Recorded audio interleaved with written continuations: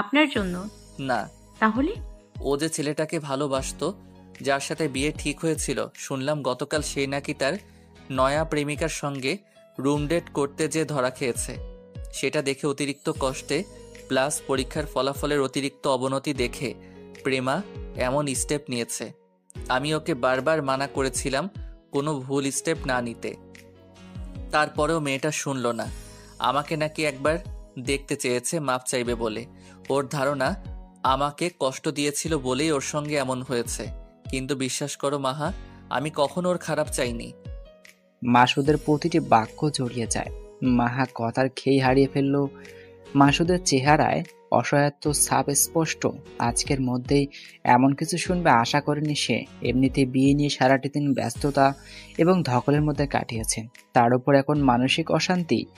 মাসুদের কষ্ট হচ্ছে। প্রেমাকে সে আসলেই পছন্দ করত, সেটা অনুভব করে মাহা প্রশ্ন করে, এখন কেমন আছে প্রেমা আপু? সারভাইভ করার চান্স কম। হসপিটালে যাওয়ার পথে ওদের গাড়িটার অ্যাক্সিডেন্টও হয়েছে। মাহা কিছু একটা ভেবে বলল। চলুন। মাসুদ মাহার দিকে তাকিয়ে প্রশ্ন করে। কোথায়? মাহা খুবই গোপনীয় কথা বলার ভঙ্গিতে বলল, প্রেমা আপুকে দেখতে।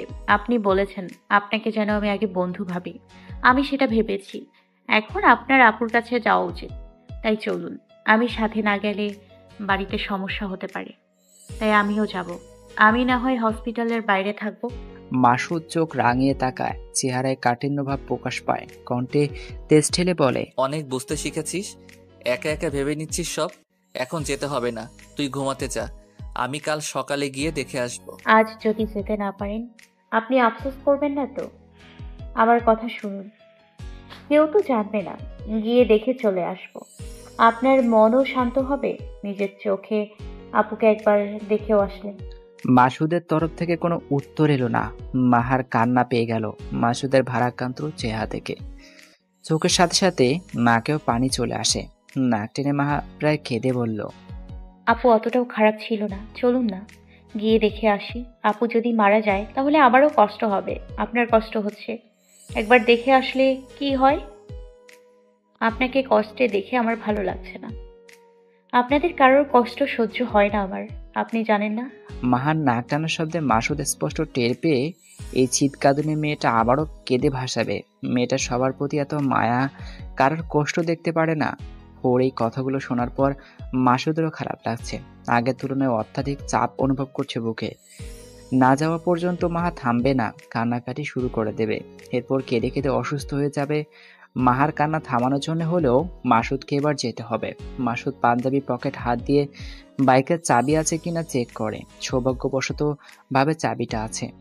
মাসুদ চাবি বের করে বলল, শালটা জড়িয়ে নিয়ে গায়ে, বাইরে ঠান্ডা, তোর ঠান্ডার দোষ আছে। এইভাবে গেলে অসুস্থ হয়ে যাবি। মাসুদের এই ছোট্ট বাক্য তিনটি শুনে চমকে গেল মাহা। বুকের ভেতর কেমন চিনচিন ব্যথা অনুভব হলো, সুখ অনুভূত হলো। মাসুদের এই মুহূর্তে মাহার যত্ন নেওয়াটা মাহাকে বিস্মিত করেছে। একজন পারফেক্ট মানুষ মাসুদ। যে এই মানুষটার প্রেমের অনুভূতি পেয়েছে সে নিঃসন্দেহে সৌভাগ্যবতী। মাহার হয়তো সে সৌভাগ্য নেই, তাতেও মাহা অসুখী নয়। কারণ প্রেম ছাড়াও যে রত্ন সে মাসুদের কাছ থেকে পেয়েছে, সেটাও কম কিসে। মাহা চায় ছেলে, ভাই, বন্ধু হিসেবে মাসুদ যতটা নিখুঁত, স্বামী হিসেবে যেন ততটা হয় ভবিষ্যতে। চুপিসারে গেটের বাইরে এসে বাইকে বসে মাসুদ।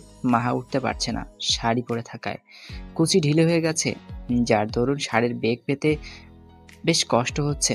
মাসুদ আহত গলায় বলল, আমাকে ধরে ওঠ, দ্রুত কর মাহা, আমাদের ফিরতেও সময় লাগবে। মাহা মাসুদের কাঁধে হাত রেখে বাইকে উঠে বসলো। আজ প্রথমবার মাসুদের বাইকে উঠেছে সে। আগে কখনো উঠিনি। মা সবসময় ঠাট্টা করতো এটা বলে, আপনার বাইকের ফার্স্ট রাইড আমাদের ভাবি পাবে মাসুদ ভাই। যে বাইকে খালামণি ওঠেনি সে বাইকে কেউ উঠবে না ভাবি ছাড়া। হয় খালামণি, না হলে আপনার বউয়ের জন্য জায়গাটা বাঁচিয়ে রাখুন। বিনিময়ে আপনি চাইলে আমাদের খাওয়াতে পারেন, আমরা আপনাকে ছাড় দিচ্ছি আর আপনি আমাদের দেবেন। হিসাব ক্লিয়ার? স্মৃতিচারণ করে পুনরায় জড়তায় জড়িয়ে গেল মাহা। বাইকে উঠে দূরত্ব বজায় রেখে বসে। মাসুদ রেগে বলল, আমাকে ধরে বস। 1 মাইল দূরে গিয়ে বসেছিস কেন? পেছন থেকে পড়ে গেলে টের পাবো। সরে আয় সামনে। শাড়ির আঁচল শাল দেখে বল ঠিক আছে কিনা। ঠিক আছে। বাইক স্টার্ট দিব? হুম। হাওয়ার বেগ ছুটতে থাকে বাইক। মাসুদ বরাবর স্পিড বাড়িয়ে রাইড করে, যেটা দূর থেকে দেখলেও মাহার ভয় লাগতো। আজ সচককে দেখে উপভোগ করে মাহার হাত পা কাঁপে। প্রচণ্ড ভয়ে মাসুদের শার্ট খামচে ধরে সে নখ দেবে গেল কাঁধে। ব্যথা পায় মাসুদ, সাথে এটা অনুভব করে মাহা স্পিড দেখে ভয় পাচ্ছে। মাসুদ ওর ভয় কাটানোর জন্য বলে, ভয় পাস না মাহা, আমি বেঁচে থাকতে তোর গায়ে একটা আঁচড়ও লাগতে দেব না। আমাকে তুই এটুকু বিশ্বাস করতেই পারিস। আমি আপনাকে বিশ্বাস করি মাসুদ ভাই। কেঁপে ওঠে মাহার কণ্ঠ। ঘন্টা খানিকের মধ্যে হসপিটালে পৌঁছে গেল মাহা। মাহা বাইরে অপেক্ষা করতে চেয়েছিল, মাসুদ রাজি হয়নি। মেয়েটাকে সঙ্গে করে এনেছে একা ছেড়ে দেওয়ার জন্য নয়। মাহা কেবিনের সামনে যেতেই প্রেমার বোন আর মাকে দেখতে পেল। প্রেমার বোন প্রীতিশা মাসুদকে চেনে, তাই মাসুদকে দেখা মাত্রই দ্রুত ওকে ভিতরে নিয়ে যেতে চাইল। পিছনে মাহাকে খেয়াল করলো না। মাসুদ থেমে মাহাকে দেখিয়ে প্রীতিশাকে বলল, ও মাহা, প্রেমাকে দেখতে এসেছে। প্রীতিশা এবার মাহাকে লক্ষ্য করে। বিয়ের পোশাক দেখে বুঝতে বাকি রইল না তার পরিচয়। প্রীতিশা গম্ভীর কণ্ঠে বলল, ওকে তুমি না আনলেও পারতে মাসুদ। প্রেমা রিয়াক্ট করতে পারে, ওকে দেখলে উত্তেজিত হয়ে পড়বে। মাহা দ্রুত বলল, আমি বাইরেই থাকছি, উনি গিয়ে দেখে আসুক। মাসুদ প্রীতিশাকে বলল, ওকে একটু দেখবেন আপু, ও এখনো বাচ্চাদের মতো। এদিক ওদিক চলে গেলে খুঁজে পাওয়া যাবে না।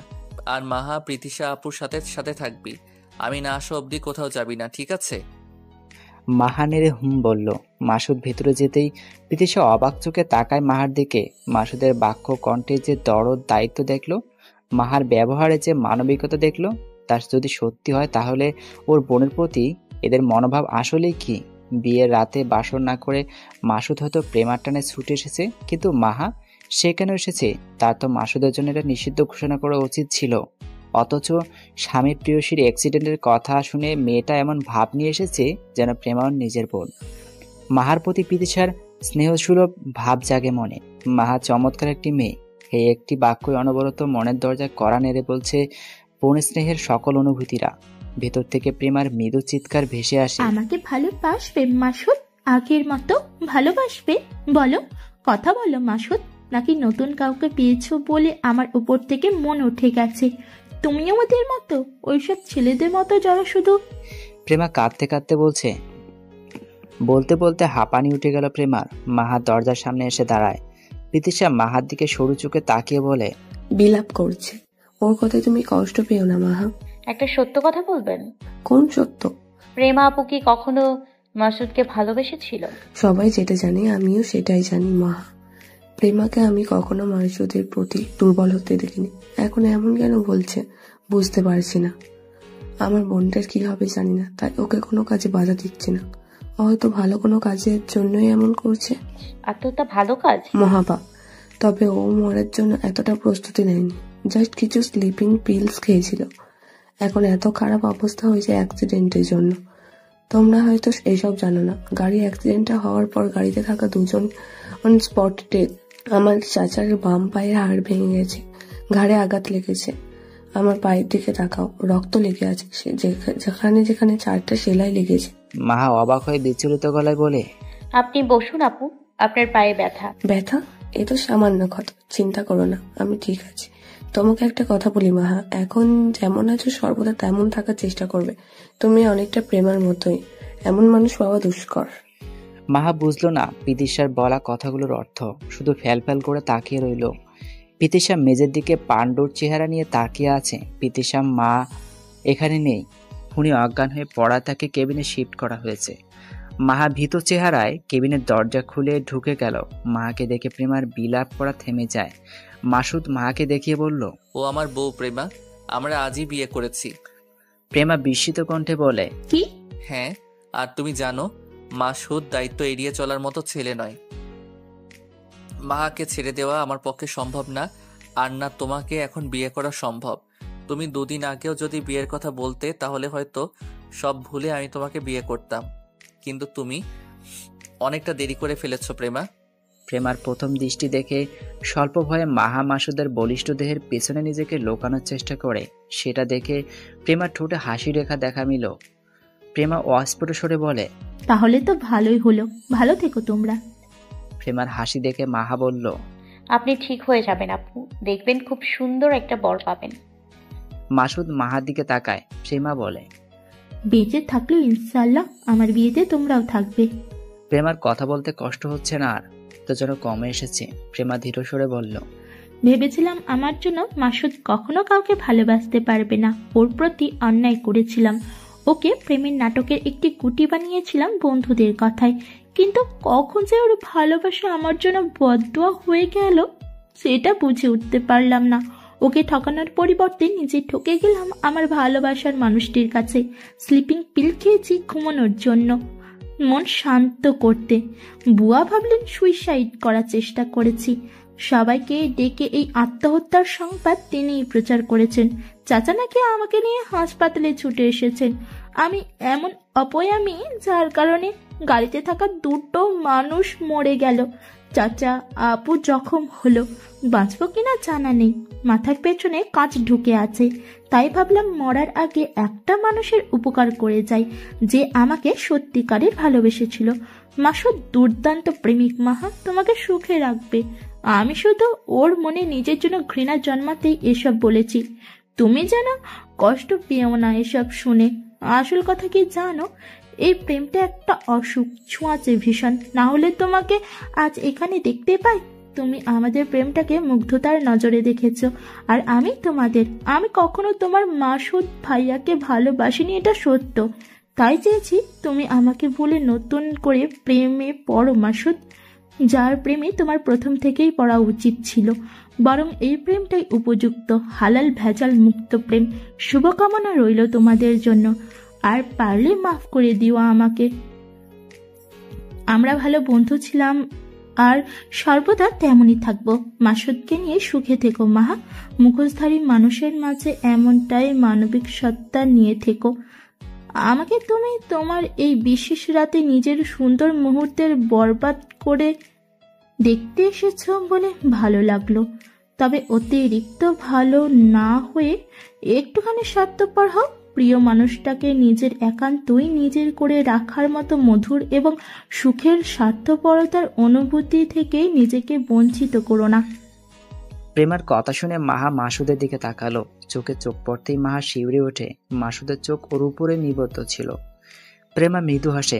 মাসুদ বলল, দোয়া করব তোমার জন্য যাতে দ্রুত সুস্থ হয়ে স্বাভাবিক জীবনে ফিরে আসতে পারো। আমাদের সকল কথা শেষ, এবার মাহাকে নিয়ে ফিরতে হবে। আসি প্রেমা। প্রেমা হেসে বলে, আসতে হবে না, যদি বেঁচে থাকি তাহলে সুযোগ পেলে আমি গিয়ে তোমাদের সাথে দেখা করে আসব। মাসুদ সেটা শুনে হালকা হেসে মাথায় হাত ধরে বেরিয়ে গেল কেবিন থেকে। মাসুদ বাইকে উঠে মাকে ওর পেছনে বসতে ইশারা করে। মা পূর্বের ন্যায় বাইকে উঠে মাসুদের কাঁধে হাত রেখে বসলো। শোনো। মাসুদের কণ্ঠে ব্যাকুলতা অনুভব করে মাহা কি বলে মাহা মাসুদের দিকে তাকাতেই মাসুদ বলল, তুই আমার জীবনের প্রথম না হলেও শেষ নারী হবি মাহা।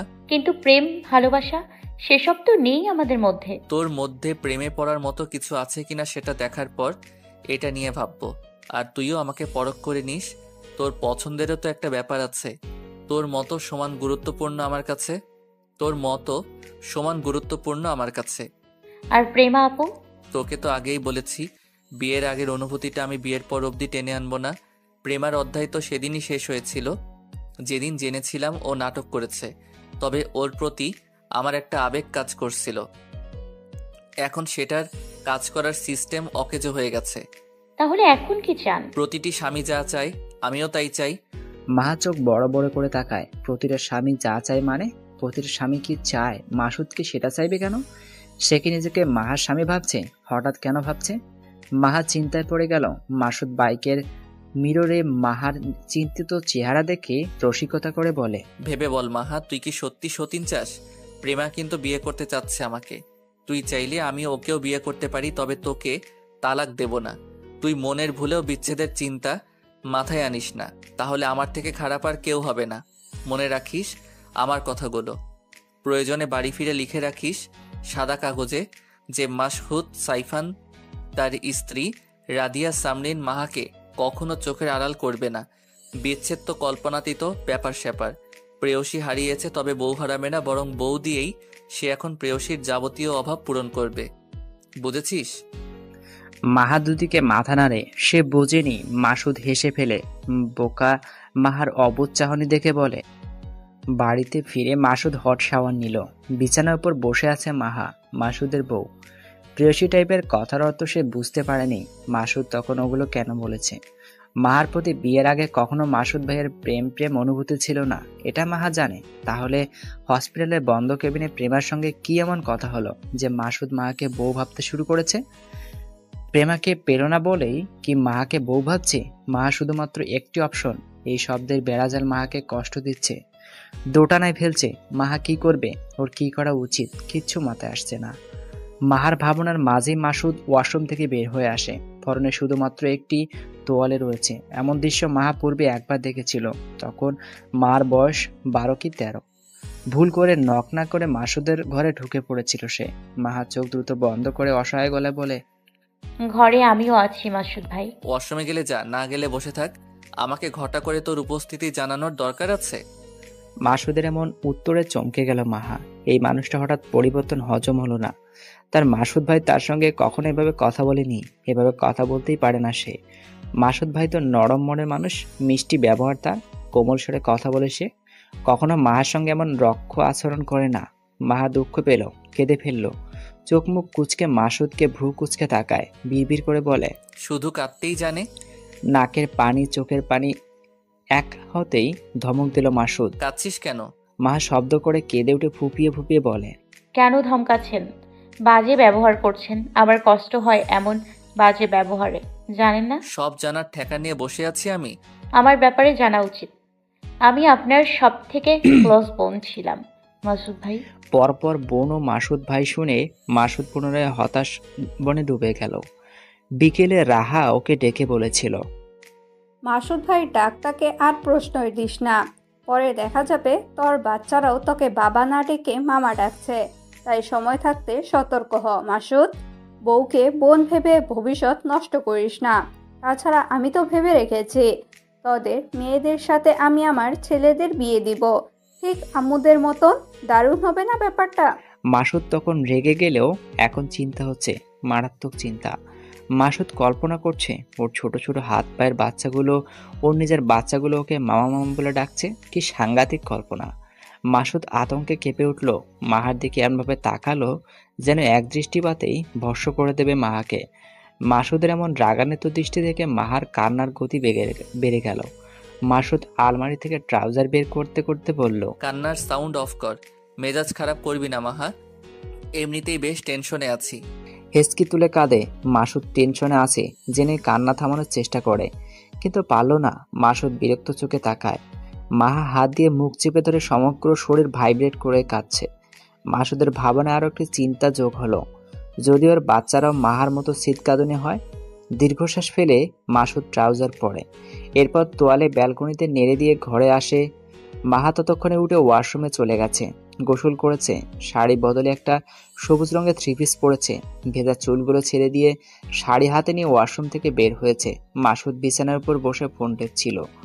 মাহাকে আলমারি থেকে চকলেট বের করে নিতে বলে সে মাথা তুলে তাকায়। মাহা শাড়ি হ্যাঙ্গারে বাঁধিয়ে ঝুলানোর চেষ্টা করছে।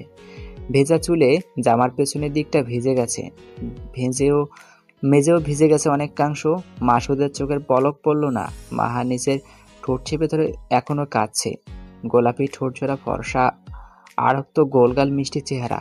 মাসুদ ঢোক গিলল, মনে মনে বলল, তুই এত সুন্দর হলি কবে মাহা?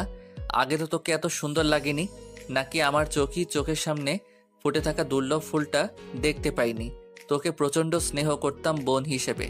এখন যখন আমার কোনো অতীত বা পিছুটান নেই, তখন তোকে ভালোবাসবো, সর্বস্ব দিয়ে সুখ দেওয়ার চেষ্টা করবো আমার বউকে।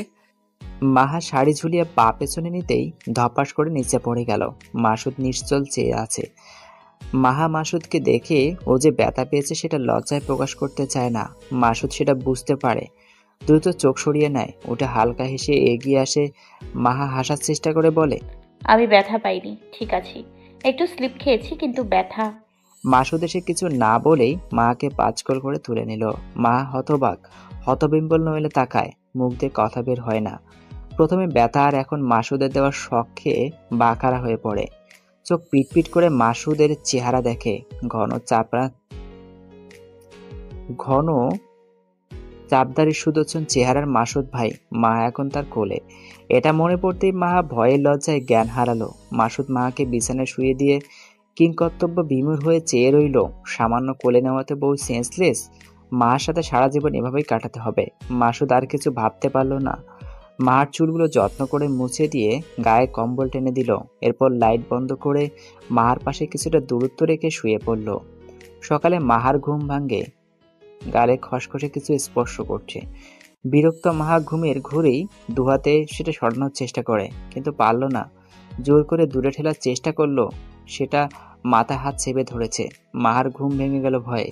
চোখ মেলে তাকাতেই দেখলো মাসুদ রাগের চেহারা নিয়ে ওর হাত উঁচু করে ধরে রেখেছে।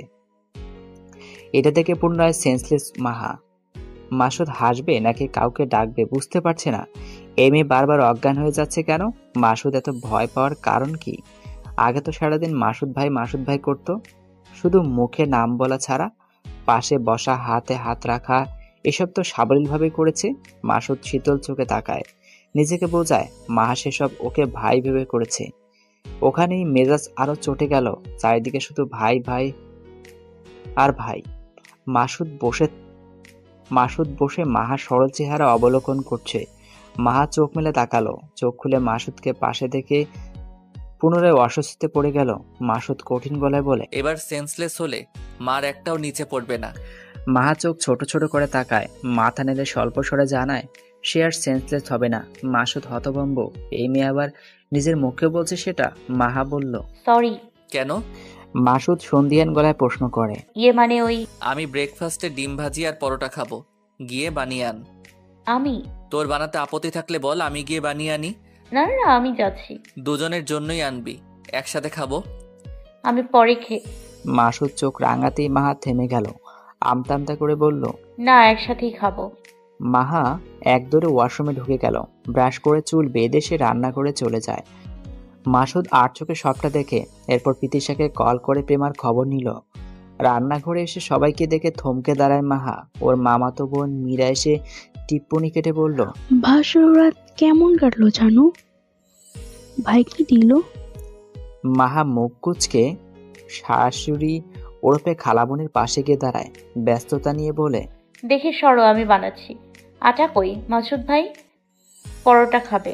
মুহূর্তে সমগ্র রান্নাঘর যেন কেঁপে উঠল দুটি শব্দে, মাসুদ ভাই।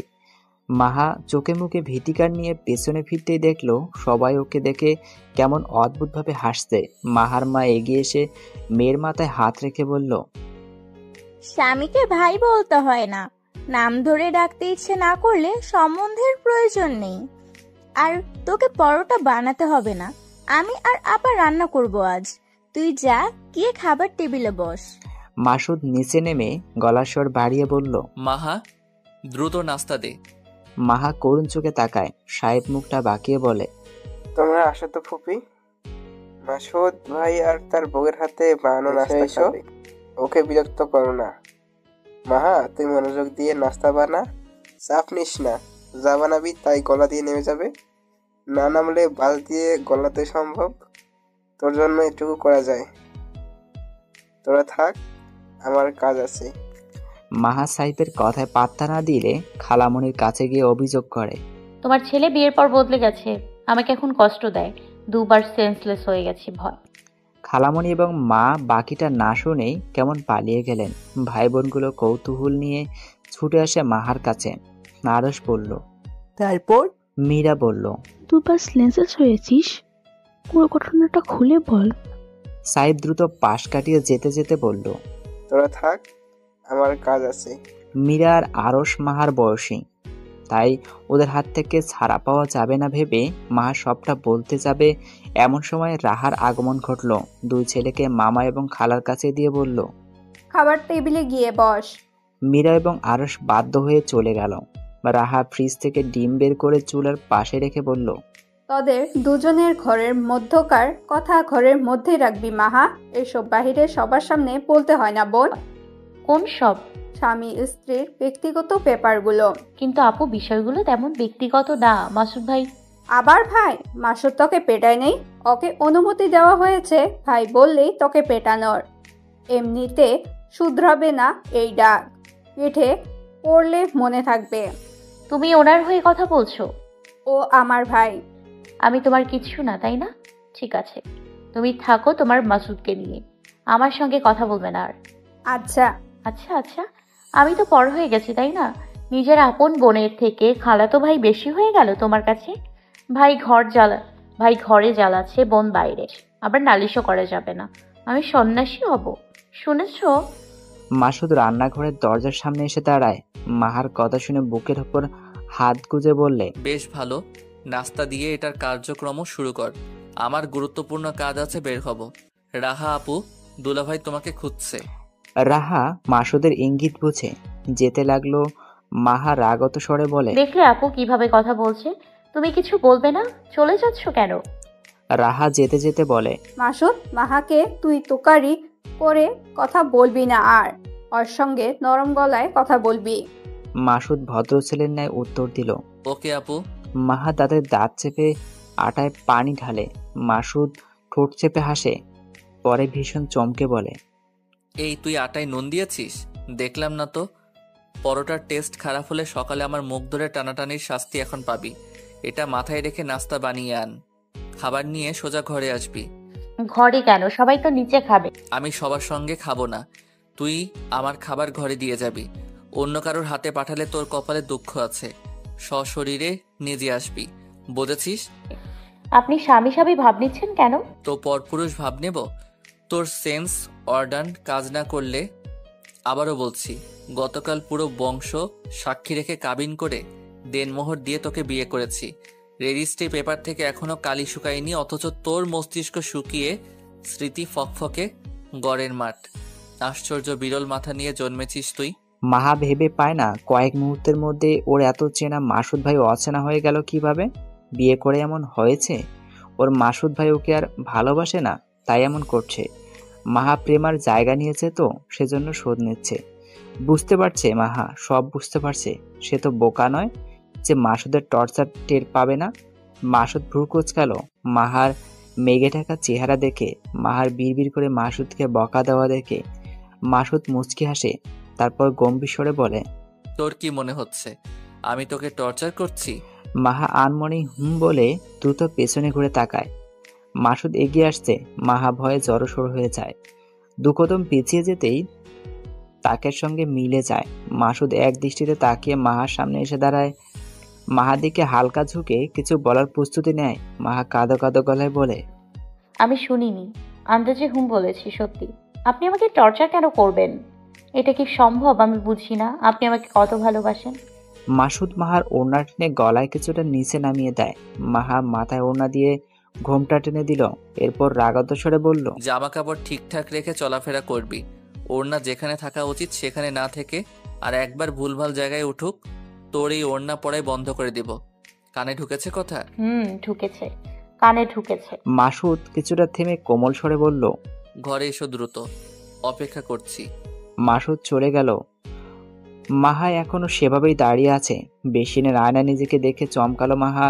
ঈষৎ রক্তিম হয়ে আছে চেহারা। মাহা ধীর কণ্ঠে আওড়ে উঠল, আপনি কি শেষে তুমি বলে সম্বোধন করলেন আমাকে, নাকি ভুল শুনলাম? তোমাকে আমি অতি ভদ্র জানতাম, ভেবেছিলাম ঠান্ডা নরম স্বভাবের। সেই তুমি কিনা এক বাসরাতে দুবার বউকে সেন্সলেস করে দিলে মাসুদ। ব্যাড, বেরি ব্যাড। তোমার থেকে এটা আশা করিনি আমি। ওই একটুখানি কোমলমতি মেয়ে আমাদের একদিনে এত সহ্য করতে পারে? দুলাভাই সায়ন অর্থাৎ রাহার স্বামীর রসিকতা শুনে থম মেরে বসে রইল মাসুদ। মাহা দরজার আড়ালে লুকিয়ে আছে। সায়ন সেটা দেখে হন্তদন্ত হয়ে ঘরে ঢুকে পড়েই কথাটি বলল। মাহা তাজ্জব বনে গেল। সায়ন ভাইয়া জানলো কি করে এই কথা? নিশ্চয় মীরা বলেছে। লজ্জায় মাহার পায়ের নিচ থেকে মাটি সরে গেল। রাহার শিখিয়ে দেওয়া কথাগুলো মনে পড়ল। কি লজ্জা! মাহা এবার বুঝালো রাহা কেন ব্যক্তিগত কথা গোপন রাখতে বলেছে। মাসুদ চাপা স্বরে বলল, কি করব বলো? তোমার ওইটুকুন শ্যালিকা এত বেশি মিষ্টি যে তর সইল না। বাসর রাত নিজের বিছানার উপর নিজের বিয়ে করা বউ দেখে কোন পুরুষ ঠান্ডা থাকে? তুমি ছিলে বুঝি? এই জন্যই কি বছর ঘুরতে না ঘুরতে জোড়া ভাগ্নে পেলাম? মাহা লজ্জায় নুয়ে পড়ে। এই লোক তো মহাবত। ওর মাসুদ ভাইয়ের এই রূপগুলো কোথায় ছিল এতদিন? মাহা কেন এতগুলো বছর দেখতে পেল না, টেরও পেল না? মাহার হাতের খাবারের ট্রে কাঁপছে, সর্বাঙ্গ কাঁপছে। সায়নের পরের বাক্যটি ছিল, আমার ছেলেরা বড় হোক, বুঝতে শিখুক কিভাবে মেয়ে তুলতে হয়। তারপর তুমি আমাকে যে প্রশ্ন করছো তার উত্তর আমি আমার ছেলেদের মাধ্যমে দেব। যখন তোমার মেয়েদের আমার বাড়ি নিয়ে আসবে তোমাকে বুড়ো আঙুল দেখিয়ে, তখন বুঝবে তাদের এত দ্রুত কেন এনেছি। তুমিও রাহা আপুর দলে আবার খালাতো ভাই বোনের বিয়ে দিতে নাচছ? না, আমি চাচ্ছি আমার ছেলেরা যাতে সুন্দরী সুশীলা বউ পায়, যারা আমাদের মান্য করে চলবে। তোমাদের মেয়ে একদম পারফেক্ট হবে। ঘরের ছেলে ঘরে আটকে রাখার মতো বৌমা চাই আমাদের। ব্যবস্থা করে ফেলো বাইরে ভাই। একটা মেয়ে দিয়ে দুটো মেয়ে চাচ্ছ, এটা তোমাদের কোমলমতি মেয়ে জানে। সেই ফুল তো ছুঁয়ে দেওয়ার আগেই ঝরে যায়, সুবাসও নেওয়া যায় না, আর যত্নেও গুছিয়ে রাখা যাচ্ছে না। এতটা কোমলমতি বানানো ঠিক হয়নি। হৃদয়ে সব কোমলতা ঢেলে না দিয়ে এর পাশাপাশি কিছুটা বুদ্ধি মাথায় দিলে সুবিধা হতো। তোমার একার বুদ্ধি যথেষ্ট, শুধু শুধু ওর মাথাকে প্রেসারে কেন ফেলবে ভাই? তোমার তো একটাই কাজ, ও প্রবলেম ক্রিয়েট করলে তুমি সলভ করবে। বিনিময়ে কি পাবো? সুন্দরী বাদ্য, নম্র বদ্ধপুর, অরেল ভালোবাসা। তুমি এভাবে ঘন্টার পর ঘন্টা এ ঘরে বসে থাকলে অঢেল ভালোবাসা যার কাছ থেকে পাবো সে তো ঘরে ঢুকতেই পারবে না। সায়ন ভাই, ভালোবাসাবাসী হবে কখন? সায়ন খুক খুক করে কেসে উঠে বাইরে দাঁড়িয়ে থাকা মাহার কথা মনে পড়ায়। ভ্রু উঁচু করে মাহাকে ইঙ্গিত দিয়ে প্রশ্ন করে মাসুদকে। মাসুদ ইশারায় ইতিবাচক সম্মতি দিল। সায়ন দ্রুত ব্যস্ততার সঙ্গে বলল, ও সরি ভাই, আমার ভুল হয়ে গেছে। আমি এখনই বেরিয়ে গিয়ে তোমাদের ভালোবাসাবাসীর একটা সুযোগ তৈরির ব্যবস্থা করে নিজেকে এই শুভ কাজের অংশীদার করছি। মাসুদ মাথা নেড়ে সম্মতি জানাতেই সায়ন বেরিয়ে গেল। দরজার বাইরে মাহাকে দেখেও যেন দেখল না সে। মাহা দেয়ালে মুখ আড়াল করে দাঁড়িয়ে আছে। সায়ন চলে যেতেই মাহা ঘরে ঢুকে রেগে বলল, এসব কি বলছিলেন ভাইয়াকে? অসভ্য কথাবার্তা। মাসুদ ইনোসেন্ট ভাব নিয়ে বলে, আমি কি বলেছি? 2 মিনিট পর পর সেন্সলেস তুই হয়েছিস, সেটা ঘটা করে প্রচারও তুই করেছিস। ভাইয়া এসে এসব সত্য বললে আমি চুপ করে থাকবো? আমি কি পুরুষ না? মাহা থতমত খেয়ে বলে, কিন্তু আপনি তো প্রেমা আপুকে ভালোবাসেন। কে বলেছে? আপনিই তো বলেছেন গতকাল রাতে। তোর কান ঠিক আছে? আমি কি বলেছিলাম মনে কর, মনে করে অ্যাকুরেট শব্দ বল। তার আগে নাস্তার প্লেট দে, ক্ষুধা লেগেছে আমার। তুইও বস, খেতে খেতে মনে করে বলবি। মাহা মাসুদকে প্লেট দিয়ে অনেকটা সময় ধরে ভাবে, নতুন কিছু মনে পড়ছে না। মাসুদ প্রেমাকে ভালোবাসে এটাই বলেছিল গতকাল রাতে। মাহা নিশ্চিত এ ব্যাপারে। তার দৃষ্টি প্রখরতা বৃদ্ধি করে বলল, আপনি এটাই বলেছিলেন। না, তোর শর্ট স্পেসের মেমোরি স্টোরেজ নিয়ে আর পারা গেল না। গতকাল রাতে স্পষ্ট বাংলা ভাষায় বলেছিলাম বাসি হয়তো মানে কি? অনিশ্চয়তা। এরপর কি বলেছি? পরকীয়া শব্দটি আমি ঘৃণা করি। তারপর কি বলেছিলাম? আমাদের সম্পর্কটা টিকিয়ে রাখার চেষ্টা করব আমি। বলেছিলাম কিনা বল? মাহা বোকা বোকা বাক্যে সায় দিল, বলেছিলেন তো। এরপর বলেছিলাম তোর ইচ্ছে হলে মুক্তি নিতে পারিস, আর বাইকে ওঠার সময় বলেছি তোকে আমি ছাড়বো না। বলেছিলাম এটা মনে পড়ছে? মাহা পুনরায় বলল, হ্যাঁ, এটাও বলেছিলেন। এবার আসি পরের ঘটনায়। রাতে প্রেমার ওখানে কেন গিয়েছিলাম? কারণ তুই কেঁদে ভাসাচ্ছিলি, কাঁদছিলি না। আমার কষ্ট হচ্ছিল। ওকে। এরপর প্রেমার ওখানে যাওয়ার পর প্রেমাকে আমি ওর প্রস্তাবের বিপরীতে কি বলি তা নিশ্চয়ই আমার পাশে দাঁড়িয়ে শুনেছিস। আরও কি বলেছে তাও তো শুনেছিস। এসব শুনে কি বুঝলি? আপনি একতরফা প্রেম করে ছ্যাঁকা খেয়ে ব্যাকা হয়ে গেছেন, এটা? মাসুদ দাঁতে দাঁত ঘষে বিড়বিড় করে বলে, এটা তো ঠিকই ফটফট করে বলে দিলি। যত না বোঝার কাহিনী সব মেইন পয়েন্টগুলোতে। মাসুদ হেসে বলে, এক্স্যাক্টলি। কিন্তু যেটা জানিস না সেটাও জেনে রাখ। আমি বাইকে উঠে বলেছিলাম প্রেমার প্রতি একটা আবেগ কাজ করেছিল। এই আবেগ নামক শব্দটা যে কোনো পছন্দের জিনিসের প্রতি কাজ করে। একটা পাখিকে ভালোবাসলেও তার কষ্টে কষ্ট লাগে। তোর ওই ময়না পাখি মরলে তুই 16 দিন ধরে কেঁদেছিলিস না? তাহলে একটা মানুষের মরো সময়ে আমার খারাপ লাগাটা দোষের হয়ে গেল? খারাপ লাগলে এটা ধরে নিতে হবে কেন যে আমি তাকে প্রেমিকার মতো ভালোবাসি? মানুষ মানুষকে ভালোবাসবে, এটা স্বাভাবিক, কিন্তু একটা মানুষ সব স্বাভাবিকতা বুঝেও অস্বাভাবিক আচরণ করবে, এটা স্বাভাবিক নয়। এটা নিশ্চয়ই জানিস মাহা। মাহা চোখ নত করে রাখে। মাসুদ হেসে বলল, স্লিপ খেয়ে পড়ে গিয়েছিলি, এতে এত লজ্জা পাওয়ার কি ছিল যে সেন্সলেসই হয়ে গেলি? তোর এই লজ্জা পেয়ে ভয় পেয়ে সেন্সলেস হওয়ার গুণটা বিশ্বাস কর পৃথিবীর কোনো মেয়ের নেই। যদি ভুল না হই তাহলে তোকে কোলে নেওয়ার পর তোর রাহা আপুর কথা মনে পড়েছিল। রাহা আপু তোকে কি শিখিয়েছে আমার জানা নেই, তবে এইটুকু নিশ্চিত থাক তোর বিরুদ্ধে গিয়ে কিছু হবে না। সকালে আবার সেন্সলেস হওয়ার নাটক করলি, মায়ের কাছে অভিযোগ করলি আমাকে শায়েস্তা করতে। তোর ওইটুকু শরীরে এসব বুদ্ধি ঠিক কোন অংশে থাকে? হাঁটুর নিচ থেকে আসে বুদ্ধি? কিছুটা থেমে মাসুদ পুনরায় বলল, আচ্ছা সবকিছু বাদ দিয়ে আমার উপর তোর রাগটা আসলে কি নিয়ে সেটা বল। মাহা পরোটা ছিঁড়ে মুখে দিয়ে বলল, আপনি নিজের মতো যুক্তি দাঁড় করিয়ে নিয়েছেন।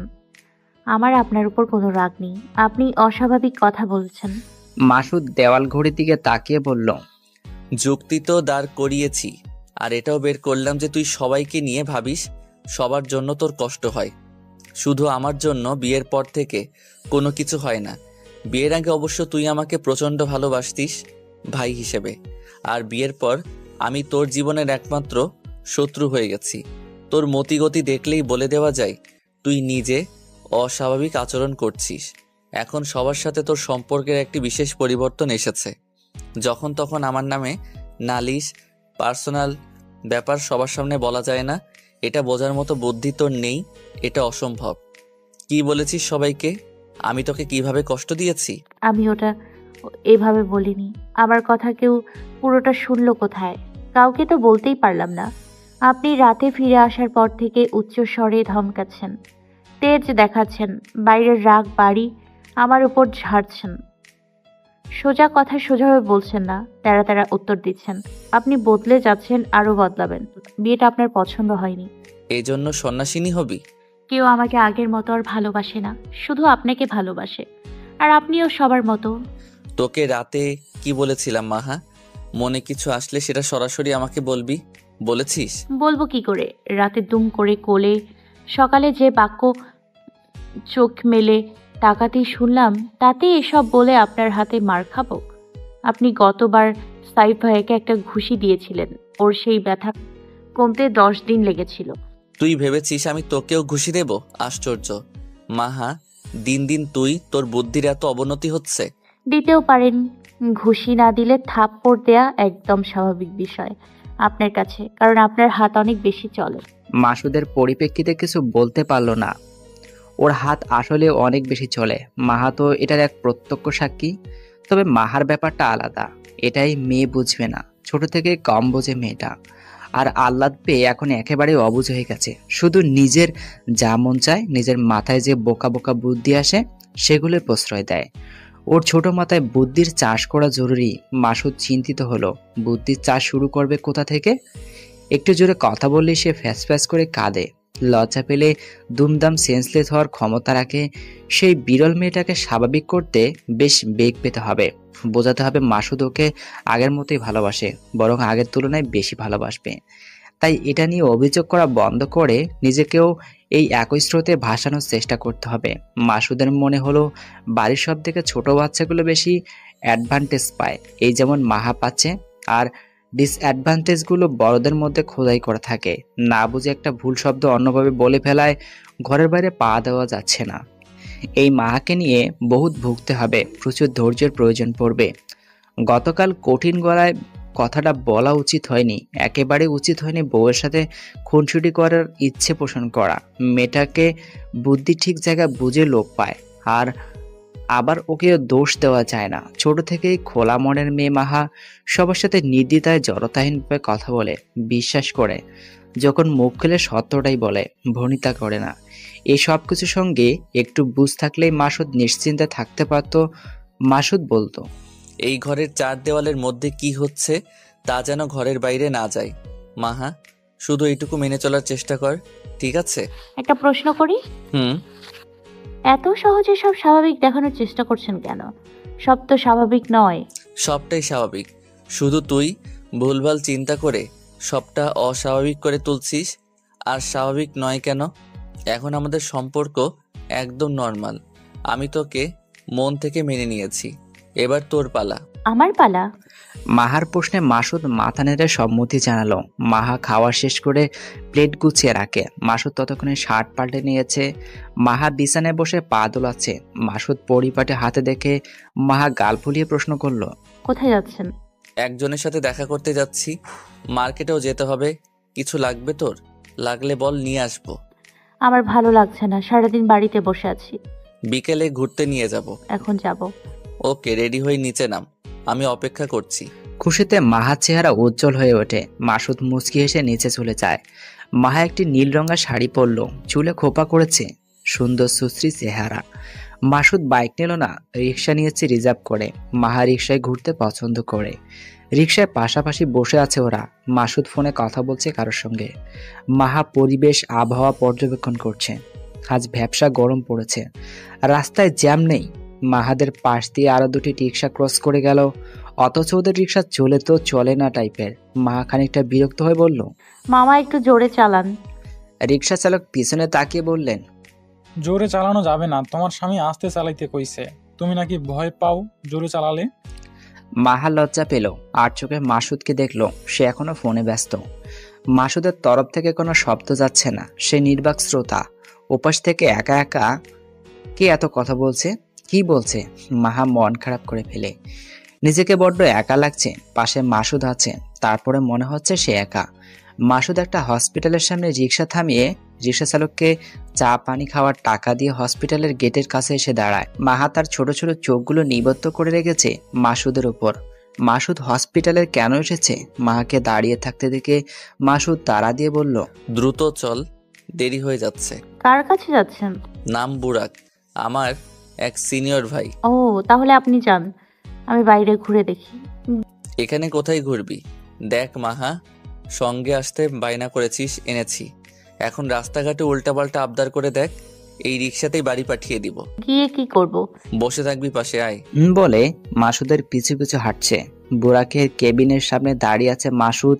তার ফুফাতো বোন জেনিতের রেফারেন্স দিল। বুরাক ওর কলেজের সিনিয়র হলেও মাসুদের ধারণা বুরাক ওকে চিনতে পারবে না, তাই জেনিফের নাম নিতে হবে। রিসেন্টলি জেনিতের সাথে বুরাকের বেশ সখ্যতা গড়ে উঠেছে। কিছুক্ষণ পরে একটা রোগা পাতলা ছেলে এসে দাঁড়ালো সামনে। মাসুদকে পা থেকে মাথা অবধি দেখে বলল, আপনি মাসুদ? স্যার আপনাদের ভিতরে যেতে বলেছেন। মাসুদ উঠে দাঁড়িয়ে বলল, ওকে। এরপর মাহার দিকে তাকিয়ে বলে, বসে আছিস কেন, চল। কেবিনের দরজা খুলে ভেতরে প্রবেশ করে মাসুদ। বুরাক হেসে বলল, বসো। কি নেবে, ঠান্ডা নাকি গরম? Nothing sir, it's okay. It's not okay. তুমি কি নেবে মেয়ে? মাহাকে প্রশ্ন করে বুরাক। মাহা ভরকে গেল, কি বলবে বুঝে উঠতে পারল না। দ্রুত বলল, না না, কিছু খাবো না, শুধু পানি খাবো। বুরাক এসে টেলিফোনে জুস পানি দিতে বলে। মাসুদ চেয়ার টেনে বসে, মাহাও বসলো পাশে। বুরাকের ঠিক ডান হাতে টেবিলের উপর একটা নেম প্লেট, সেখানে সারফারাজ চৌধুরী বুরাক, নিচে মনোযোগ বিশেষজ্ঞ লেখা। নিচে মনোরোগ বিশেষজ্ঞ লেখা। মাসুদ হঠাৎ সাইকিয়াট্রিস্টের কাছে এসেছে কেন? কি হয়েছে? মাহা চিন্তিত চোখে তাকালো মাসুদের দিকে। মাসুদ নিশ্চুপ হয়ে বসে আছে। এরপর চোখ সরিয়ে বুরাকের উপর দৃষ্টি ফেলতেই দেখলো বুরাক ওর দিকে তাকিয়ে আছে। চোকাচুকি হতেই ভয় আতঙ্কে কেঁপে ওঠে মাহা। চোখের পলক ফেলে সময় নিয়ে শরীর শিউরে উঠল। বুরাক মাহার চেহারায় নজর বুলিয়ে বলল, তোমার বউ তো বেশ রূপবতী মাসুদ, তোমাকে পছন্দ করলো কি দেখেই? আজকালকার জেনারেশনের পছন্দের অবস্থা দেখে আমি বেশ অবাক হচ্ছি। মাসুদ হেসে ফেলল। মাহা অর্থ বুঝতে না পেরে নির্বাক তাকিয়ে রইল। মাসুদ হাসি থামিয়ে বলে, ওর চোখে সমস্যা, বুদ্ধি কম, তাই আমাকে পছন্দ করেছে। এটাই শুনতে চাচ্ছিলেন তো ভাই?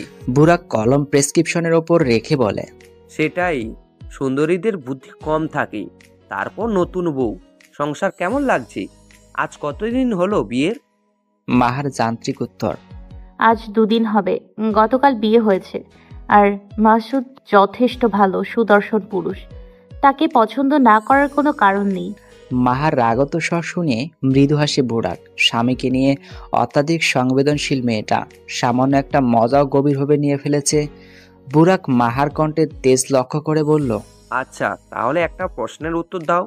কে বেশি সুদর্শন, তোমার স্বামী নাকি আমি? মাহা এক মুহূর্ত অপেক্ষা করলো না উত্তর দিতে, সঙ্গে সঙ্গে জবাব দিল, মাসুদ। আচ্ছা, তারপর কোন ক্লাসে পড়ো? 12।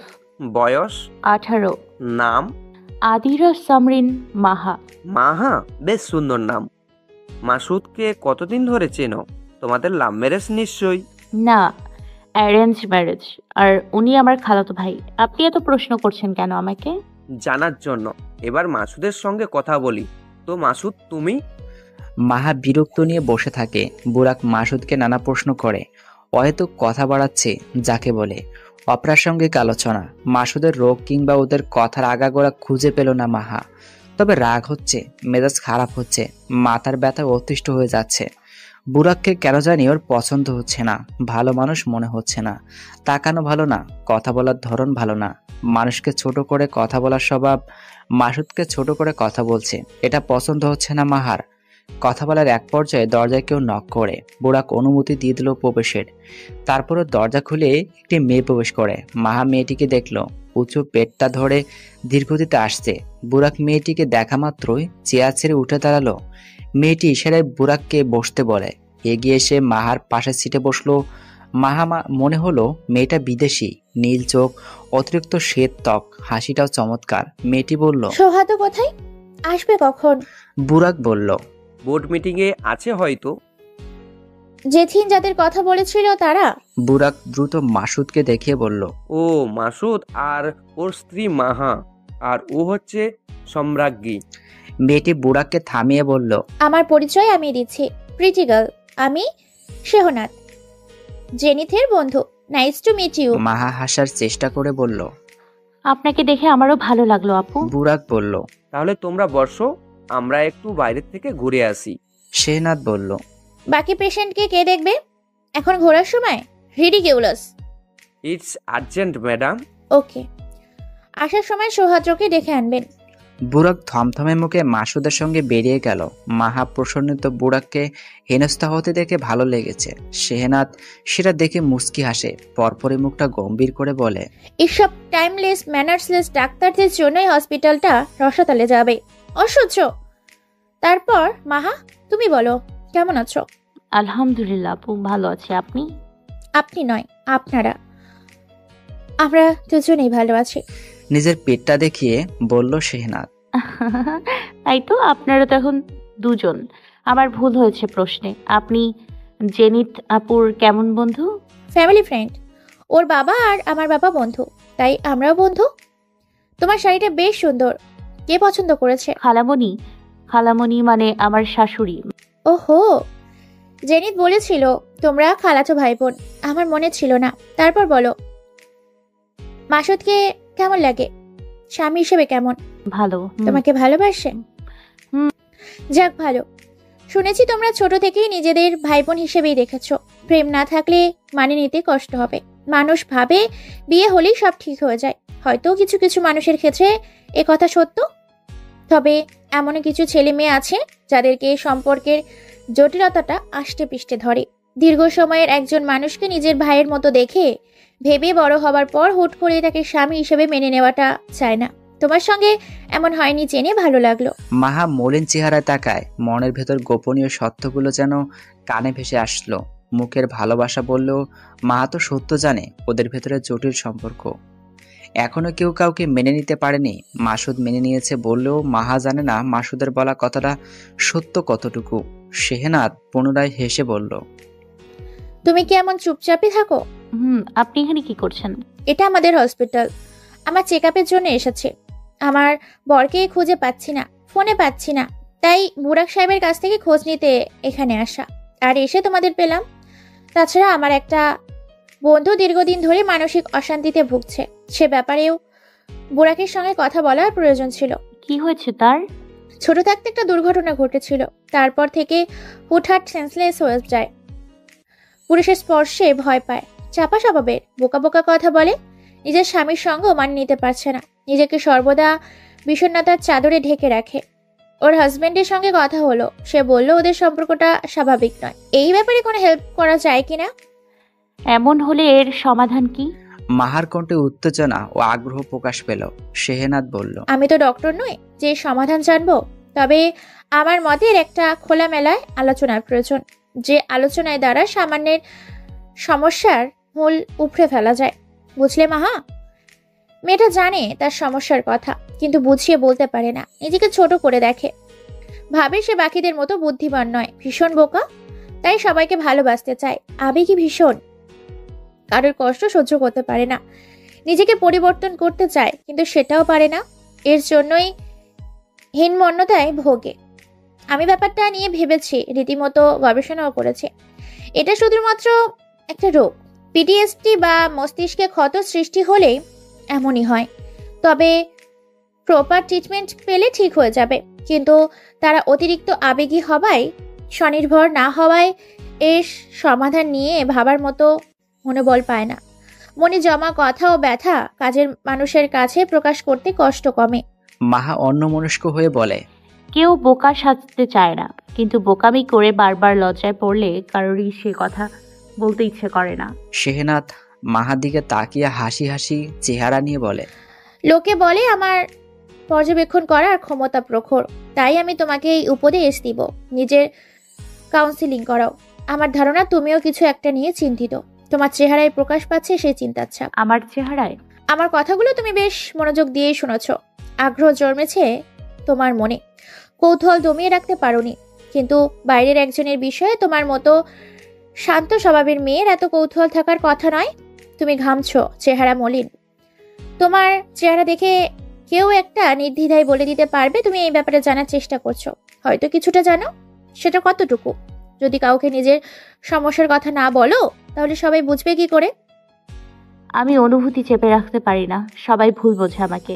আমার চোখ দেখো, এই নীল চোখের কিছু বিশেষত্ব আছে, অনেকের ধারণা আমি চোখ দিয়েই সম্মোহন করতে পারি, ইউনিক না?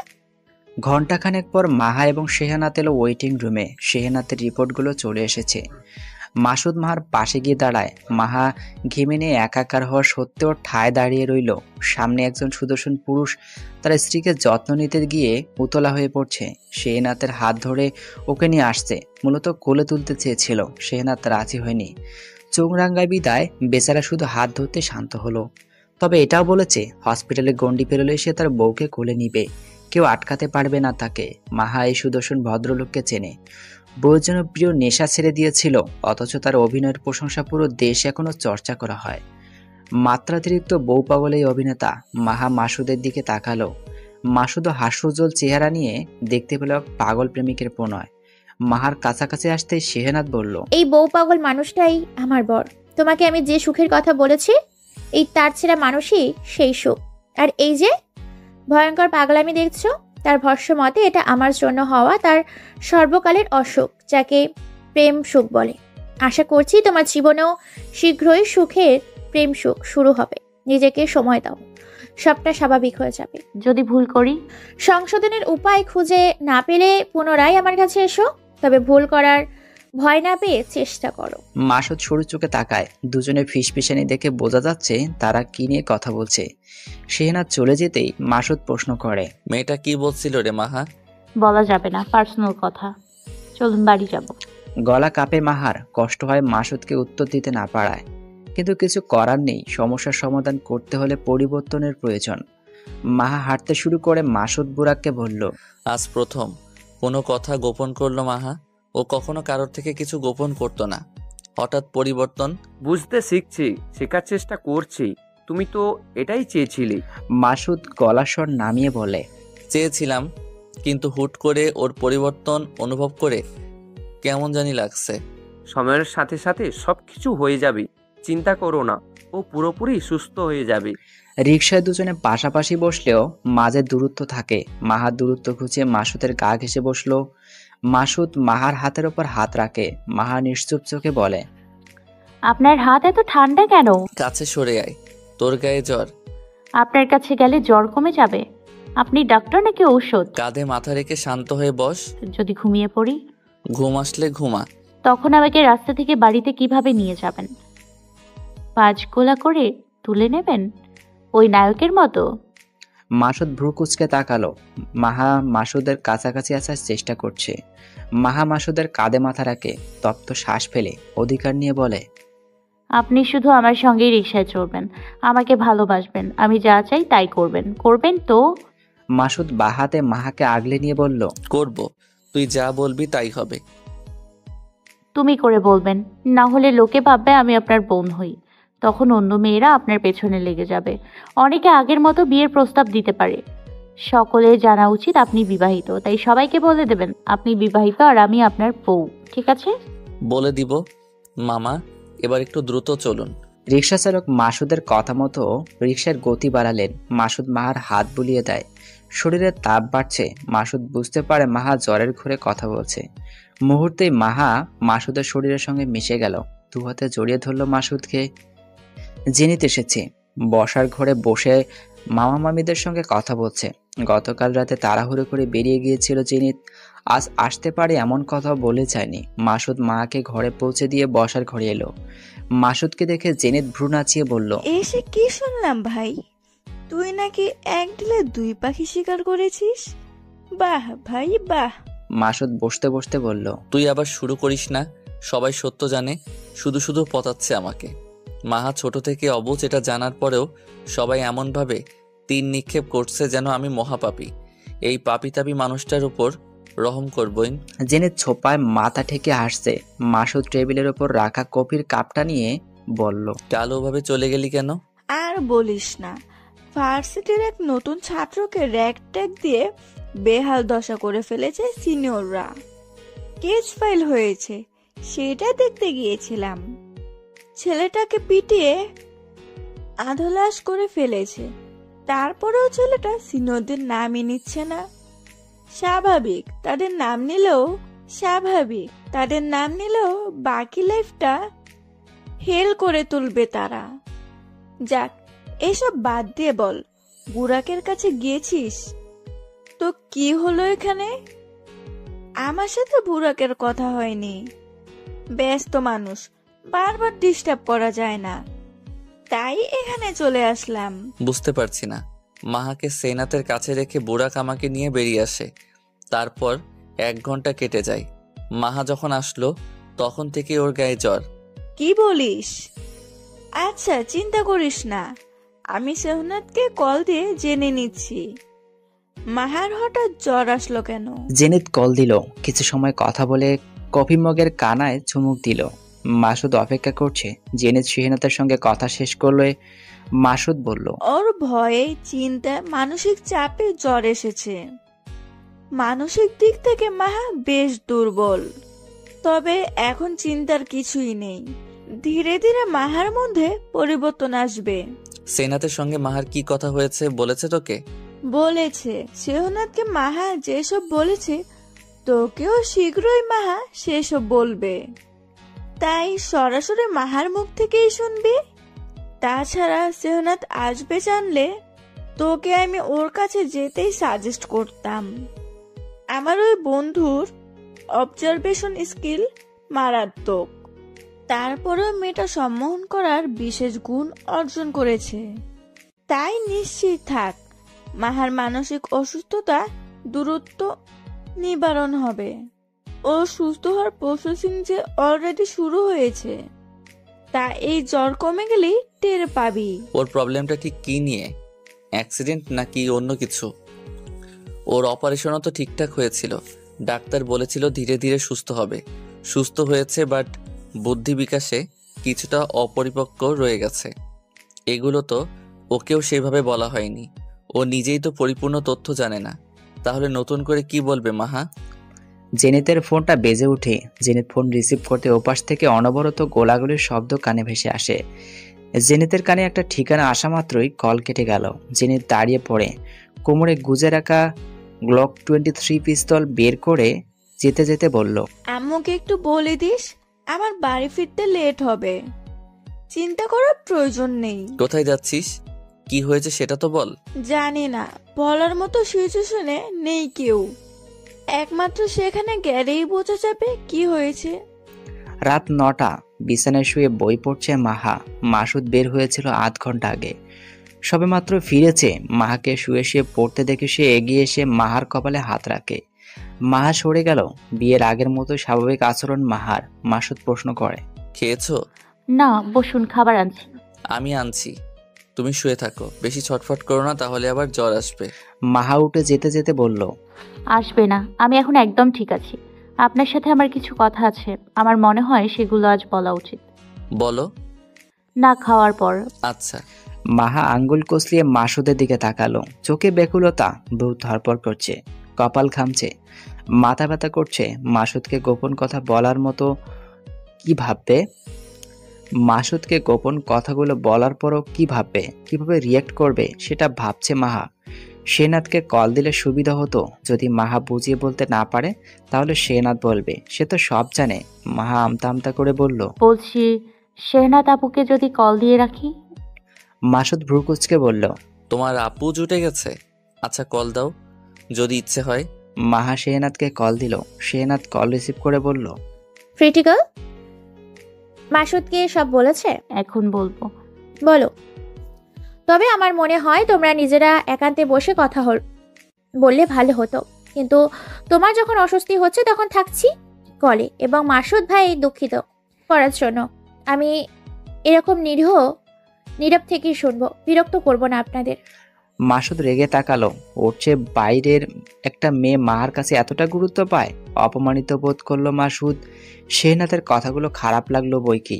মাহা মাসুদের দিকে তাকিয়ে আছে। ফোনের ওপাশ থেকে শেহনাদ গুনগুন করে ওঠে, যদি মিথ্যে মনে হয় সব পুরনো কথা, যদি চায়ের কাপেতে জমে নীরবতা, তবে বুঝে নিও চাঁদের আলো কতটা নিরুপায়। মাহা, কথা বলো। মাসুদ ভাই, আপনি হয়তো এটা ভাবছেন আপনার বউ আপনার থেকে আমাকে বেশি গুরুত্ব দিচ্ছে। আদতে তা সত্য নয়। সবটা শোনার পর আপনি কিভাবে রিয়্যাক্ট করবেন সেটা ভেবে চিনতে করছে মাহা। আমি জানি আপনি সবটা শুনে একদম স্বাভাবিক থাকবেন, যেটা মাহা বুঝতে চাইছে না। একটা মানুষ হঠাৎ পরিবর্তন হতে পারে না, সময়ের প্রয়োজন পড়ে। তারপরেও যদি আমার কলে থাকা আপনার পছন্দ না হয় তাহলে আমি কলটা কেটে দিচ্ছি। মাসুদ দ্রুত বলল, না না, এমন কিছু নয়, আপনিও থাকুন, সমস্যা নেই। সবটা যখন জানেন তখন গোপনীয়তার কি আছে? শেহনাদ হেসে বলল, মনে মনে এমনই ভাবছিলাম।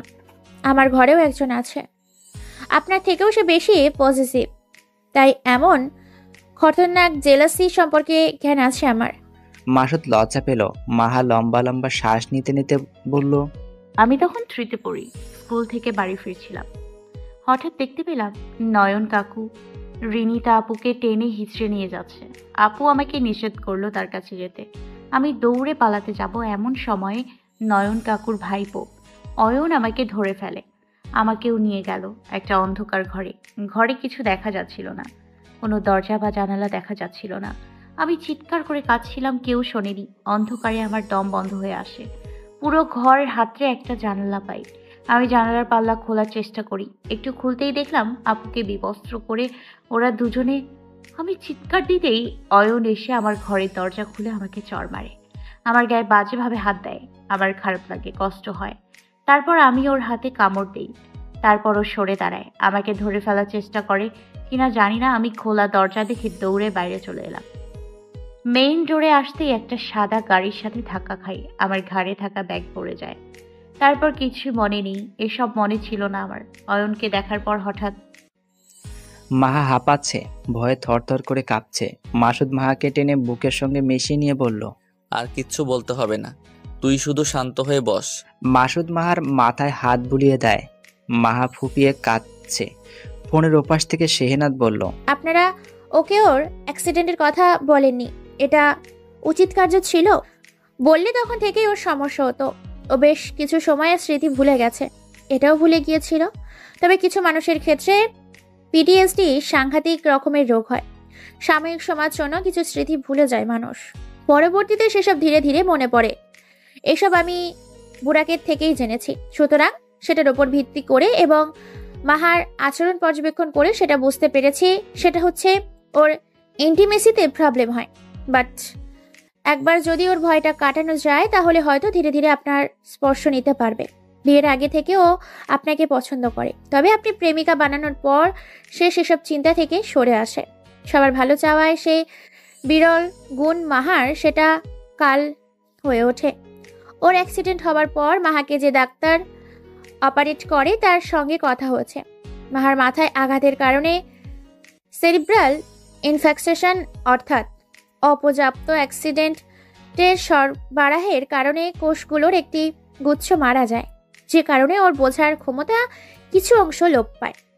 সময়ের সাথে সাথে ওর বুঝতে পারার ক্ষমতা বৃদ্ধি পেত, কিন্তু ওর মস্তিষ্কে গেঁথে থাকা সেই নিকৃষ্ট চিত্র ওকে স্বাভাবিক হতে দেয়নি। ওর থেকে ওর স্বাভাবিকতা কেড়ে নেয়। ওর নারী পুরুষের কোনো অন্তরঙ্গ মুহূর্ত দেখতো না কিংবা গল্প শুনতো না। প্রেম জিনিসটা আপনার থেকে আপনাকে দেখে যতটুকু বুঝেছিল সেটাই নির্মূল হয় আপনার প্রেমিকার কথা শুনে। বিয়ের আগে ও যদি কাউকে চোখ বুঝে বিশ্বাস করে সেটা আপনি, তাই আপনার কষ্ট হলেও আপনাকে স্পর্শ করতে সংকোচ বোধ করতো না।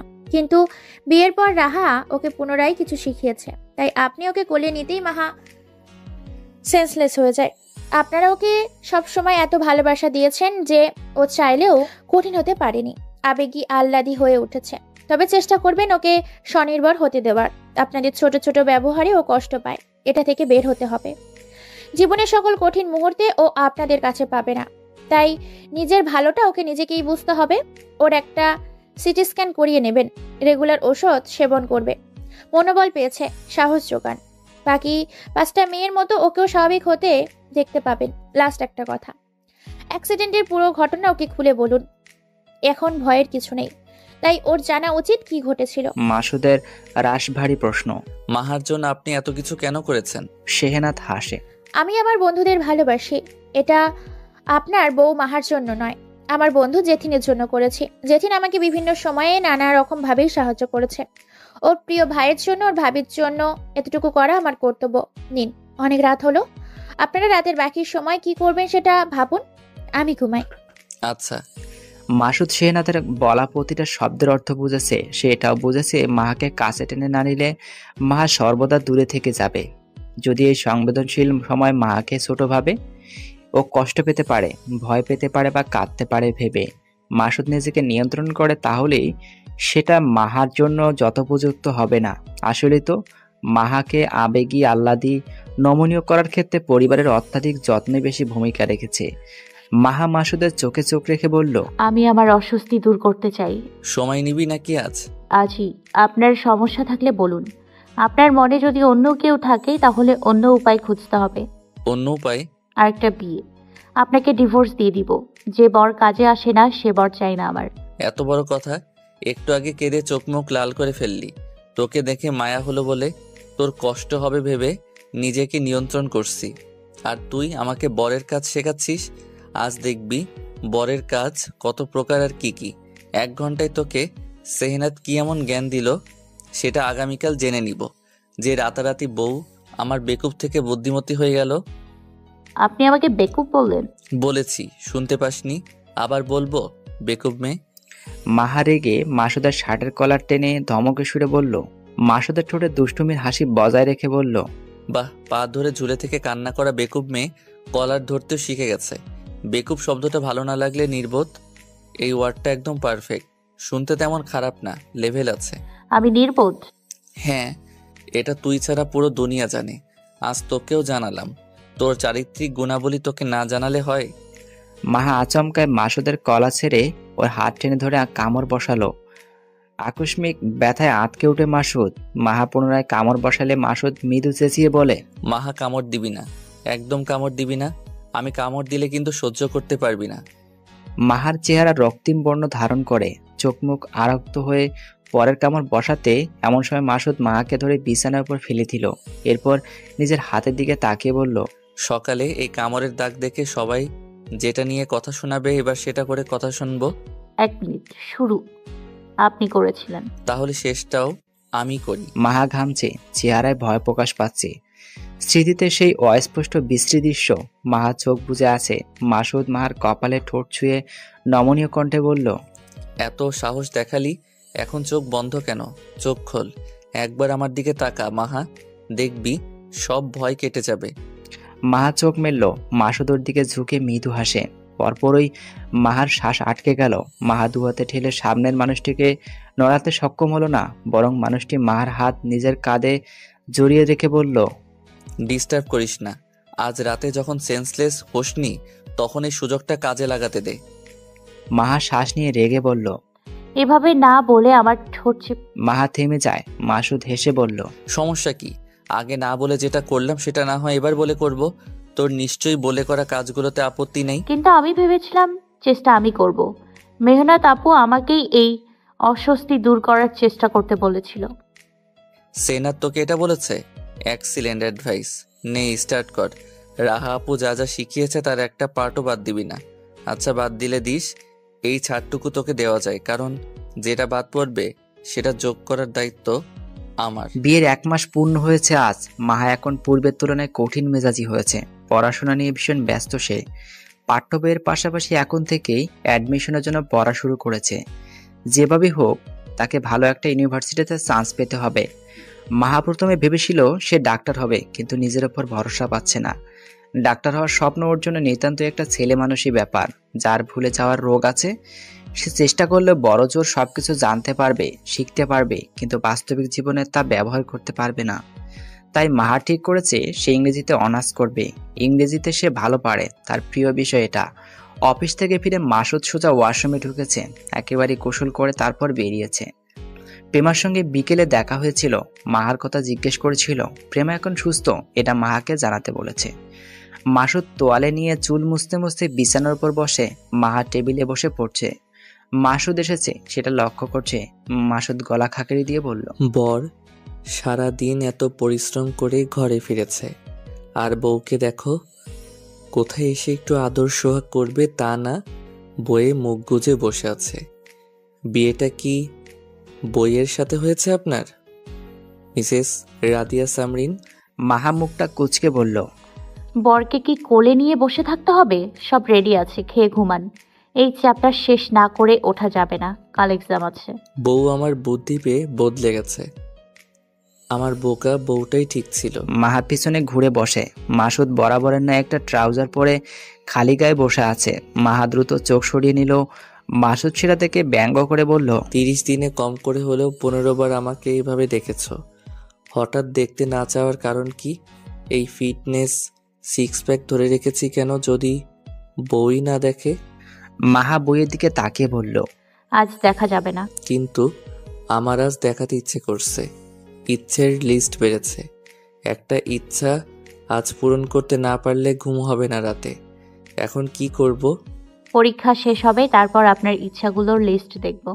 এখন না, এখন কোনো ইচ্ছা পূরণের সময় নেই আমার হাতে।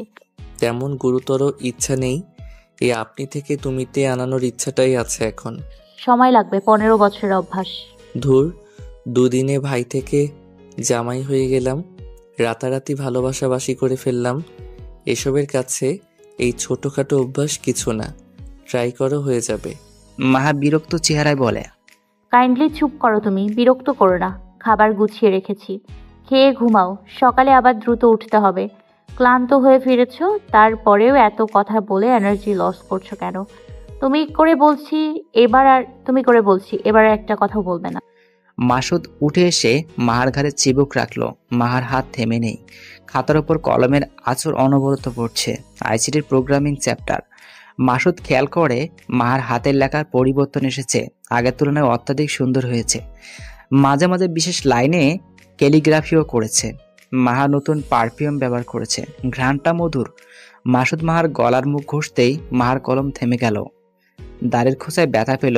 মাসুদ বলল, দ্রুত শেষ করো পড়া, রাত জেগে পড়া যাবে না। দ্রুত শেষ করতে বলেও শেষ করতে দিচ্ছে না, এটা ঠিক? আনরোমান্টিক হয়ে গেছো।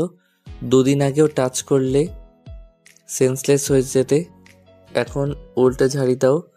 তোমাকে ডাক্তার দেখানো ঠিক হয়নি।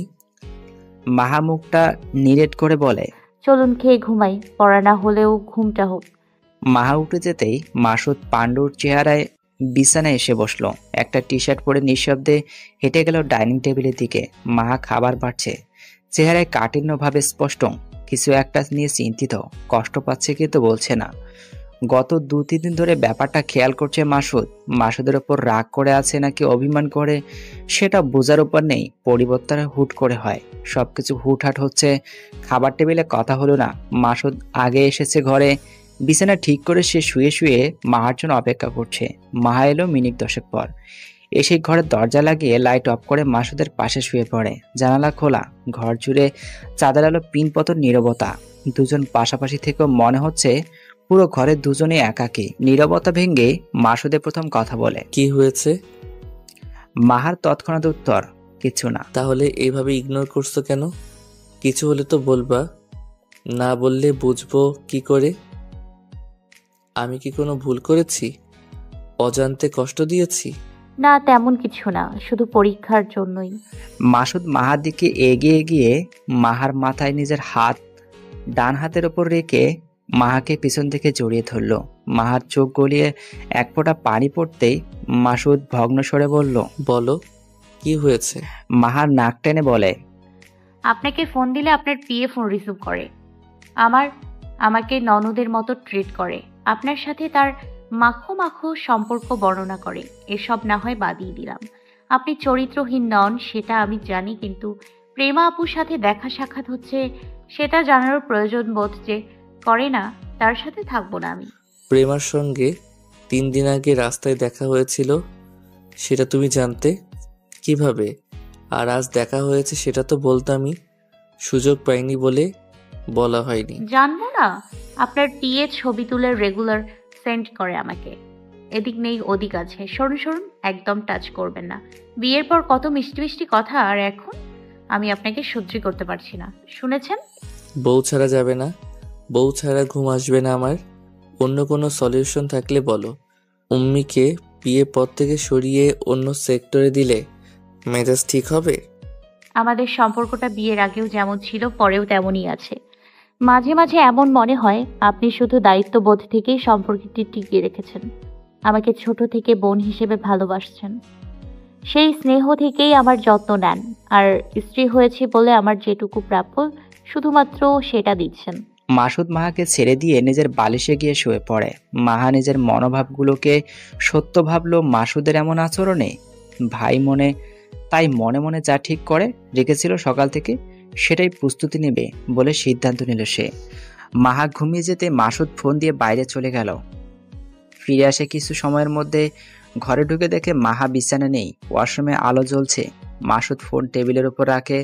মাহা ওয়াশরুমের দরজা লাগাতেই মাসুদ টের পেল মাহা আসছে, তাই মাহার দিকে তাকিয়ে বলল, আগামীকাল বিকালে আমরা ঘুরতে যাব। সময় পাবো না, পরীক্ষা শেষ হলে আমি টানা 2 দিন রেস্ট নিব। আচ্ছা, তাহলে পরশু যাব। মাহা উত্তর দিল না। পরদিন বিকেলে মাসুদ অফিসের সব কাজ মিটিয়ে বাড়ি ফিরে আসে। মাহার জন্য পছন্দের চকলেট, আইসক্রিম, ফুল সহ একটা শাড়ি কিনে এনেছে। বউয়ের মন খারাপ, এসবের সঙ্গে মন ভালো করার সংবাদ নিয়ে তাকে সারপ্রাইজ দিবে, এটাই মাসুদের লক্ষ্য। কিন্তু বাড়ি ফিরে মাথায় হাত দিয়ে বসে পড়ল সে।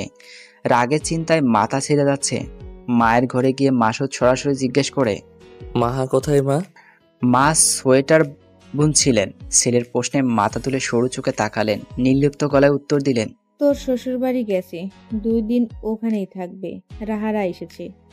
ফোন করে বলো রাহা আপুদের নিয়ে এই বাড়িতে আসতে। তুই বল তোর ফোনের কি হয়েছে? ধরছে না। ফোন ধরছে না কেন? রেগে চলে গেছে নাকি? আশ্চর্য, রাগারাগি করেছিস আমাকে বলবি না? এমন হলে আমি ওকে যেতে দিতাম না।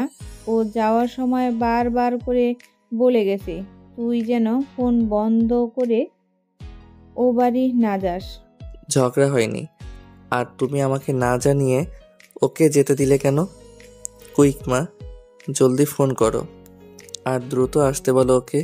ওহ, ঝগড়া যখন হয়নি আর মেয়েটা যখন ও বাড়িতে থাকতে যাচ্ছে তখন থাকুক, 2 দিন পরে তো এমনিতেই চলে আসবে।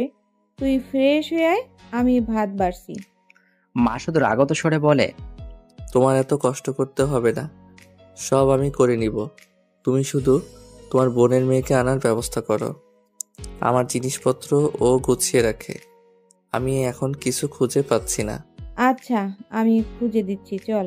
মাসুদ চিন্তায় পড়ে গেল। মা বুঝতেই পারছে না সে কি খুঁজে পাচ্ছে না। ঘরে সব আছে, বউ নেই, এটা বলবে কি করে? মনটা ছটপট করছে। পড়ার টেবিল শূন্য পড়ে আছে, খুনসুটি করার মানুষ নেই। ঘরে এসে মাসুদ নীল শার্ট খুঁজে দিলেন মা। শার্ট খুঁজে পেতেই বাইকের চাবি হারিয়ে গেল। মা বিরক্ত চোখে তাকালেন। মাসুদ আমতা আমতা করে বলল, আমি খুঁজে নিচ্ছি, তুমি যাও। মা যেতে যেতে বলল, এই না, বিয়েতে তোর অমত ছিল। মাসুদ চমকে বলল, তুমি জানতে? আমরা সবাই জানতাম না, তবে বিয়ের দিন জেনেছি, রাহা বলেছিল। তা এখন কি করবি? মাহামা যদি থাকতে না চায় তাহলে? কিসের তাহলে? থাকতে চাইবে না মানে? হাত পা বেঁধে ফেলে রাখবো ঘরে? মা থাকতে চায় না এমন কিছু বলেছে তোমাকে? ও কি বলেছে? উত্তেজিত কণ্ঠস্বর মাসুদের। মা কোনো উত্তর না দিয়ে মুচকি এসে চলে গেলেন। মাসুদ ভাবে মাহা যদি রেগে থাকে তাহলে মাসুদ ও বাড়িতে গেলেও মাহা আসবে না, রাগ দেখাবে, জেদ করবে। দুদিন গড়িয়ে সেটা দিনের পর দিন হতে পারে। মেয়েটার তেজ বেড়েছে খুব। মাসুদ ভাবছে কি করা যায়। শেহনাতের সঙ্গে মাহার বেশ ভাব হয়েছে, ওকে কিছু বলেছে কিনা। শেহনাতের পরামর্শ মাহা বেশ মান্য করে। মাসুদ শেহনাতকে ফোন দিল। রাহাত দুই ছেলের সঙ্গে খেলছে মাহা। ঘর ভর্তি খেলনার ফাঁকে ফাঁকে লুকাচ্ছে তারা, আর মাহা তাদের খুঁজছে। ওদের খুঁজে পেতেই পুরো ঘর জুড়ে হাসির ঝঙ্কার। এই মন খুলে হাসি মাহা বড্ড মিস করছে। 1 মাস পরে বাচ্চা দুটোকে কাছে পেয়ে মাহা পূর্বের মতো অবুঝ হয়ে উঠল যেন। পরীক্ষায় ভালো হয়েছে। গত 2 দিন ধরে রাত বিরাতে কল আসতো মাসুদের। উম্মি ফোন দিত। মাসুদের তার বিয়ের সঙ্গে এত কথা বলা মাহার পছন্দ না। কাজের জন্য কিছু বলাও যায় না, তারপরও সরাসরি জ্বলে যায়। গতকাল রাতে মাসুদের বাইরে গিয়ে কথা বলা মাহা সহ্য হয়নি। মাসুদ হয়তো উম্মিকে পছন্দ করে না সেভাবে, তারপরও কেন লাই দিয়ে মাথায় তুলবে? ওর উচিত ছিল প্রথমেই উম্মিকে অন্য সেক্টরে দিয়ে দেওয়া। সেটা তো করেনি। প্রেমার কথা তৎক্ষণাৎ বলেনি, এটা গুরুতর অপরাধ, তাই এর শাস্তি ওকে দিতেই হবে। তবে এ বাড়িতে আসার পেছনে আরো একটি কারণ আছে। কারণটি হচ্ছে মাহা দেখতে চায়, বুঝতে চায় মাহা চলে আসার পর মাসুদ কি করে। দায়িত্ব কর্তব্যবোধ থেকে মাহার প্রতি ভালোবাসা দেখালে সে মাহার এখানে আশা মেনে নেবে। মাহা চায় না মাসুদেরা মেনে নিক, কিন্তু এখন পর্যন্ত মাসুদের আসার কোনো নামগন্ধ নেই। মাহা চিন্তায় পড়ে যায়, তবে কি মাসুদ ওকে এখনো এখানে ভালোবেসে উঠতে পারেনি? মাহার অনুপস্থিতি মাসুদকে পোড়াচ্ছে না। মাহা তো কষ্ট হচ্ছে। মাহা ফোনটা নেড়ে ছেড়ে শেহনাথকে কল দিল। 2 বার রিং হতেই শেহনাথ রিসিভ করলো কল। মাহা হতাশ গলায় বলল, এখনো নিতে আসেনি। উনি মনে হয় সত্যিই আমাকে ভালোবাসে না আপু। তুমি শুধু শুধু আমাকে সান্ত্বনা দিচ্ছিলে। রাত শেষ হয়নি, তুমি দেখছি মাসুদের আদুরে বউ হয়ে গেছো মাহা। বর্ষারা একদমই চলছে না। পরীক্ষা কেমন হলো? ভালো। টেনশন হচ্ছে আপু। তুমি তো বলেছিলে উনি আমাকে না পেলে ছুটে আসবে, আসছে না তো? শেহনাথ ঠাট্টা করে বলল, তাহলে বোধহয় ভালোবাসে না। সত্যি? অস্ফুট কণ্ঠস্বর মাহার। শেহনাথ হেসে বলল, ধুর বোকা মেয়ে, তোমার বর সন্ধ্যায় ফোন দিয়েছিল, তুমি আমাকে কিছু বলেছো কিনা সেটা জানতে। আমি কিচ্ছু বলিনি। দেখো দ্রুতই তোমাকে নিতে আসবে। আসলে চলে যাব? যদি চাও তোমার বর তোমার বিরহে দেবদাস হয়ে যাক তাহলে যেও না, কিন্তু আমি ভাবছি অন্য কথা। মাসুদ নাকি হঠাৎ অসুস্থ হয়ে পড়েছে। কি হয়েছে জিজ্ঞেস করার পরেও বললো না। আমার মনে হয় মারাত্মক কোনো অসুখ। তোমাকে এটা বলতে মানা করেছিল, কিন্তু আমার মনে হয় তোমার জানা উচিত। ফোনে ওর গলা শুনে ভালো লাগেনি আমার। কি হয়েছে ওনার? কেমন আছে? আমাকে বারবার ফোন দিয়েছে, রিসিভ করিনি। আমি বাড়ি যাচ্ছি আপু। উনি সুস্থ হলে শাস্তি দেয়া যাবে। অসুস্থ মানুষকে কষ্ট দিতে হয় না, তাই না বলো? মাহার যুক্তি শুনে হাসি পেল শেহনাথের। মেয়েটা লজ্জা পাচ্ছে, তাই সায় দিয়ে বলল, হ্যাঁ তাই তো, তোমার যাওয়া উচিত। হয়তো অসুখ বেড়েছে তাই তোমাকে নিতে আসতে পারিনি। তুমি বরং নিজেই চলে যাও। সাবধানে বাড়ি পৌঁছে গিয়ে দেখো বরের কি অবস্থা। আচ্ছা আপু, রাখছি। মাহা ফোন কেটে দিল। শেহনাথের ফোনে পুনরায় অন্য একটি নাম্বার থেকে কল আসে। মাসুদ কল করেছে। শেহনাথ দুজনের পাগলামি দেখে মুচকে হাসে। কল রিসিভ করতে মাসুদ তাড়াহুড়ো করে বলল, বলেছেন? বলেছি। তবে ওকে বোকা বানানো কি ঠিক হচ্ছে? রাগ করে এবার সত্যি সত্যি চলে গেলে আমি কিন্তু আর কিচ্ছু করতে পারবো না। বাড়ির বাইরে অনুমতি ছাড়া এবার এক পা দিয়ে দেখাক। তাছাড়া বোকা বানাচ্ছি কোথায়? আমি তো অসুস্থই, কঠিন অসুখ হয়েছে আমার। কোনো ওষুধে কাজ হচ্ছে না। হ্যাঁ তাই তো, এই অসুখ তো যে সে অসুখ না, প্রেমের অসুখ। ভালোবাসার অভাবে, বউয়ের অভাবে রোগটা হয়েছে। বউ এলে নিজেই সুস্থ হয়ে মাহাকে নিয়ে ওর লাস্ট কাউন্সিলিং করিয়ে নেবেন আগামীকাল। আমি বলে রেখেছি ডক্টর ফারহা ওর লাস্ট ডোজের মেডিসিনটা আনিয়ে রেখেছেন। ধন্যবাদ সেনাত। শেহনাদ হেসে ফোন কেটে দিল। মাসুদ অপেক্ষা করছে তার বউয়ের জন্য। আজ বাড়ি ফিরুক মাহা। খুব চালাক হয়েছে তাই না? স্বামীকে সায়স্তা করা শিখে গেছে। ওর এই চতুরতার মজা টের পাবে আজ। কত সাহস মেটার, মাসুদের ভালোবাসা পরীক্ষা করে। রাত 11টা বেজে 18 মিনিট। মাহা সবেমাত্র বাড়ি ফিরেছে। সবাই ঘুমিয়ে পড়ছে। মাসুদ একাই জেগেছিল। মাহা চুপি সেরে দরজা ঠেলে ঘরে ঢুকলো। মাসুদ চোখ বুজে আছে। মাহা পা টিপে টিপে মাসুদের শিউরে এসে দাঁড়ায়। বেশ কিছু সময় মাসুদের চেহারা অবলোকন করে। দাড়িগুলো বড় হয়েছে। গতকালও খেয়াল করেনি মাহা। মাসুদের ঘন দাড়ি মাহার ভালো লাগে। মাহা তো মনে মনে চায় দাড়িগুলো বয়স্কদের মতো লম্বা করে ফেলবে, একটা চাচা চাচা ভাব আসবে। আর তাহলে কেউ তার মাসুদ চাচার দিকে নজর দেবে না। দিন দিন মানুষটা সুন্দর হচ্ছে। এভাবে সেজে গুজে বাইরে গেলে মেয়েরা তো নজর দেবেই। ওদের কি দোষ? সব দোষেই জানাবে। মাহা মাসুদের মাথায় হাত রাখলো। তাপ বোঝা যাচ্ছে না। মাহা নিজের হাত উল্টো পুনরায় তাপমাত্রা পরখ করে। একদম স্বাভাবিক তাপমাত্রা। মাসুদ নড়ে চড়ে উঠতেই মাহা দ্রুত ছিটকে পেছনে সরে যায়। এরপর হামাগুড়ি দিয়ে খাটের নিচে চলে যায়। মাসুদ ড্রেসিং টেবিলে আয়না দিয়ে বিরাজনার মতো হাত পা এক করে লুকিয়ে থাকা মাহাকে দেখে মুচকে হাসে। আতঙ্কে মেয়েটার মুখ শুকিয়ে গেছে। মাসুদ খুক খুক করে কেসে ওঠে। বা হাতের টেবিলের উপর রেখে থাকা পানির গ্লাসটা মেঝের ওপর ফেলে জোরে জোরে কাশে। মাসুদকে যক্ষা রোগীদের মতো কাশতে দেখে মাহা দ্রুত খাটের নিচ থেকে বের হয়ে দৌড়ে বাইরে চলে গেল। চোখের পলকেই জগ ভর্তি পানি নিয়ে হাজির হলো। মাসুদকে পানি পান করিয়ে বিছানায় শুয়ে দিল সাবধানে। মাসুদকে শুয়ে কাতর গলায় প্রশ্ন করে, তুমি কখন এলে? কি হয়েছে আপনার? শরীর খারাপ লাগছে অনেক। খালামণিকে ডাকবো? পানি খাবেন? ঔষধ নিয়েছেন? আমি ঠিক আছি। তুমি আবার আসতে গেলে কেন? ঘুরতে গিয়েছিলে, আনন্দ করতে গিয়েছিলে আমাকে রেখে। আমার কি হয়েছে বা হবে তা নিয়ে তোমাকে ভাবতে হবে না। তুমি যাও। আপনিও তো আমাকে আনতে গেলেন না। গেলেই তো চলে আসতাম। কেন যাব? তুমি তো শান্তিতে থাকতে চেয়েছিলে। আমি তো তোমাকে শান্তি দেইনি। এই জন্যই তো আমার থেকে পালিয়ে বেড়াচ্ছ। আপনি ঝগড়া করতে চাচ্ছেন? না, তুমি কি চাও বলো? আমি আবার কি চাইবো? কিছু তো চাও। এই চাওয়ার মধ্যে নিশ্চয়ই আমি নেই। থাকলে তুমি আমার কাছে থাকতে। ঘুরতে যেতে চেয়েছিলাম বললে রেস্ট চাও, অথচ আমি বাড়িতে আসার আগেই বাবাদের বাড়ি চলে গেলে। তুমি যাও।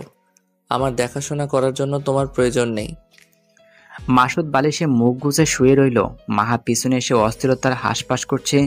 পুনরায় বলে উঠল, যার মনে আমার জন্য দরদ নেই তার সঙ্গে আমি কেন থাকবো?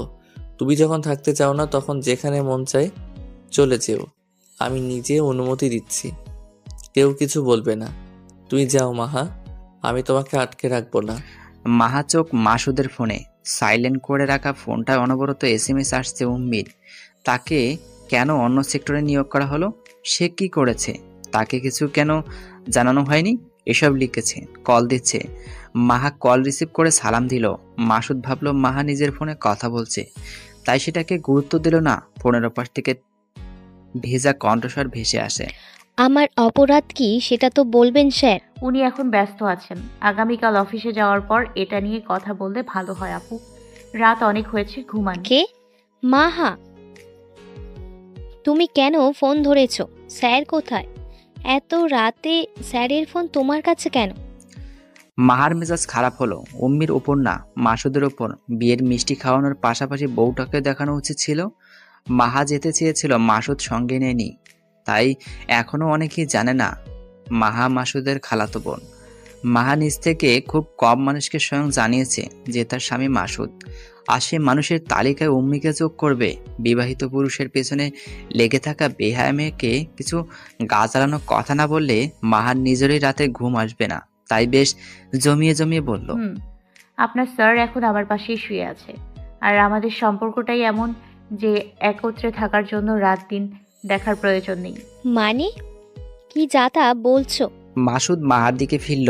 দেখলো মাহার কানে ওর রাখা ফোনটা। মাহার চোখ দিয়ে যেন আগুন ঝরছে। তা দেখে মাসুদ ডান হাতে লাজুক ভঙ্গিতে গলা ছেড়ে ঘাড় অব্দি হাত বুলিয়ে মুচকি হাসে। মাহা বলল, যা তা নয় আপু। আপনাকে বোধহয় আমাদের সম্পর্ক নিয়ে বেশি কিছু বলা হয়নি, তাই অজান্তেই আবার স্পাই হয়ে নানা কাজ করে দিয়েছেন। ভেবেছিলাম যদি পরিচয় জেনে যান তাহলে মাসুদের খোঁজ খবর এভাবে নাও দিতে পারেন, তাই কিছু বলিনি। কিন্তু এমন রাত বিরাতে বিরক্ত করা আমার পছন্দ না। আপনাকে কাজের প্রেসারে দেখতে ভালো লাগছিল না। রাতেও কত চাপে থাকেন কাজের, যে রাত 12টা-1টার পর স্যারকে ফোন দিতে হয়, তাই আপনাকে অন্য সেক্টরে দেওয়া হয়েছে। তোমাদের সম্পর্ক? তোমার কোন পরিচয়? যে শালীন পরিচয় একটা মেয়ে একটা ছেলের ঘরে যখন তখন সেই ছেলেটারই বুকে মাথা রেখে ঘুমোতে পারে, যখন তখন সেই ছেলেটার স্পর্শে মাতোয়ারা হতে পারে। মাসুদ চোখ বড় বড় করে তাকায়। এসব শুনে দ্রুত গিয়ে মাহার কোলে মাথা রাখে। মাহার বাম হাত নিজের চুলে ছুঁয়ে ইশারা করে চুল টেনে দিতে মাহা সেটাও নোট করে বলল, এই যে দেখুন, এখন আপনার স্যার আমার কোলে মাথা রেখে শুয়ে আছে, আমি তার চুল টেনে দিচ্ছি। তুমি স্যারের বউ? মাহা মাসুদের দিকে ফোনটা এগিয়ে দিয়ে বলল, নিন এই নির্বোধ উম্মিকে আমার পরিচয় জানান। এত কিছু শুনেও মাসুদ দ্রুত ফোনটা কেড়ে নিয়ে বলল, মাহা, আমার একমাত্র বউ উম্মি। আমাদের প্রাইভেট মোমেন্টে ডিস্টার্ব না করলে খুশি হব। রাখছি। মাসুদ ফোন কেটে মাহার দিকে তাকালো।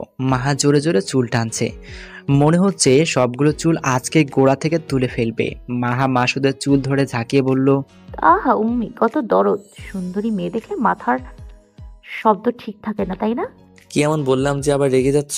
এত ব্যাখ্যা দিয়ে নরম গলায় কথা বলতে হবে কেন এই মেয়ের সাথে? তুমি যে বললে। আমি বলবো, আমার পেছনে তো লাগছে না। আপনি কেন বলবেন? নিজে আশকারা দিয়ে মাথায় তুলেছেন বলেই তো এই দশা। আচ্ছা, আমার ভুল হয়েছে। এরপর থেকে কঠিন বসের মতো কথা বলবো, ঠিক আছে? এখন বলো, ডেফিনেশন যেভাবে দিলে ওভাবে একটা ট্রায়াল দিলে কেমন হয়? কিসের ট্রায়াল? কি ডেফিনেশন? আপনার না আমাকে প্রয়োজন নেই, সরুন, আমি এক্ষুনি চলে যাব। মাসুদ মাহার কোমর জড়িয়ে শুয়ে পড়ল। মাহা রেগে নিজেকে ছাড়ানোর চেষ্টা করছে। মাসুদ মাথা নাড়িয়ে নরম গলায় বলল, তুমি গেলে আমার কি হবে?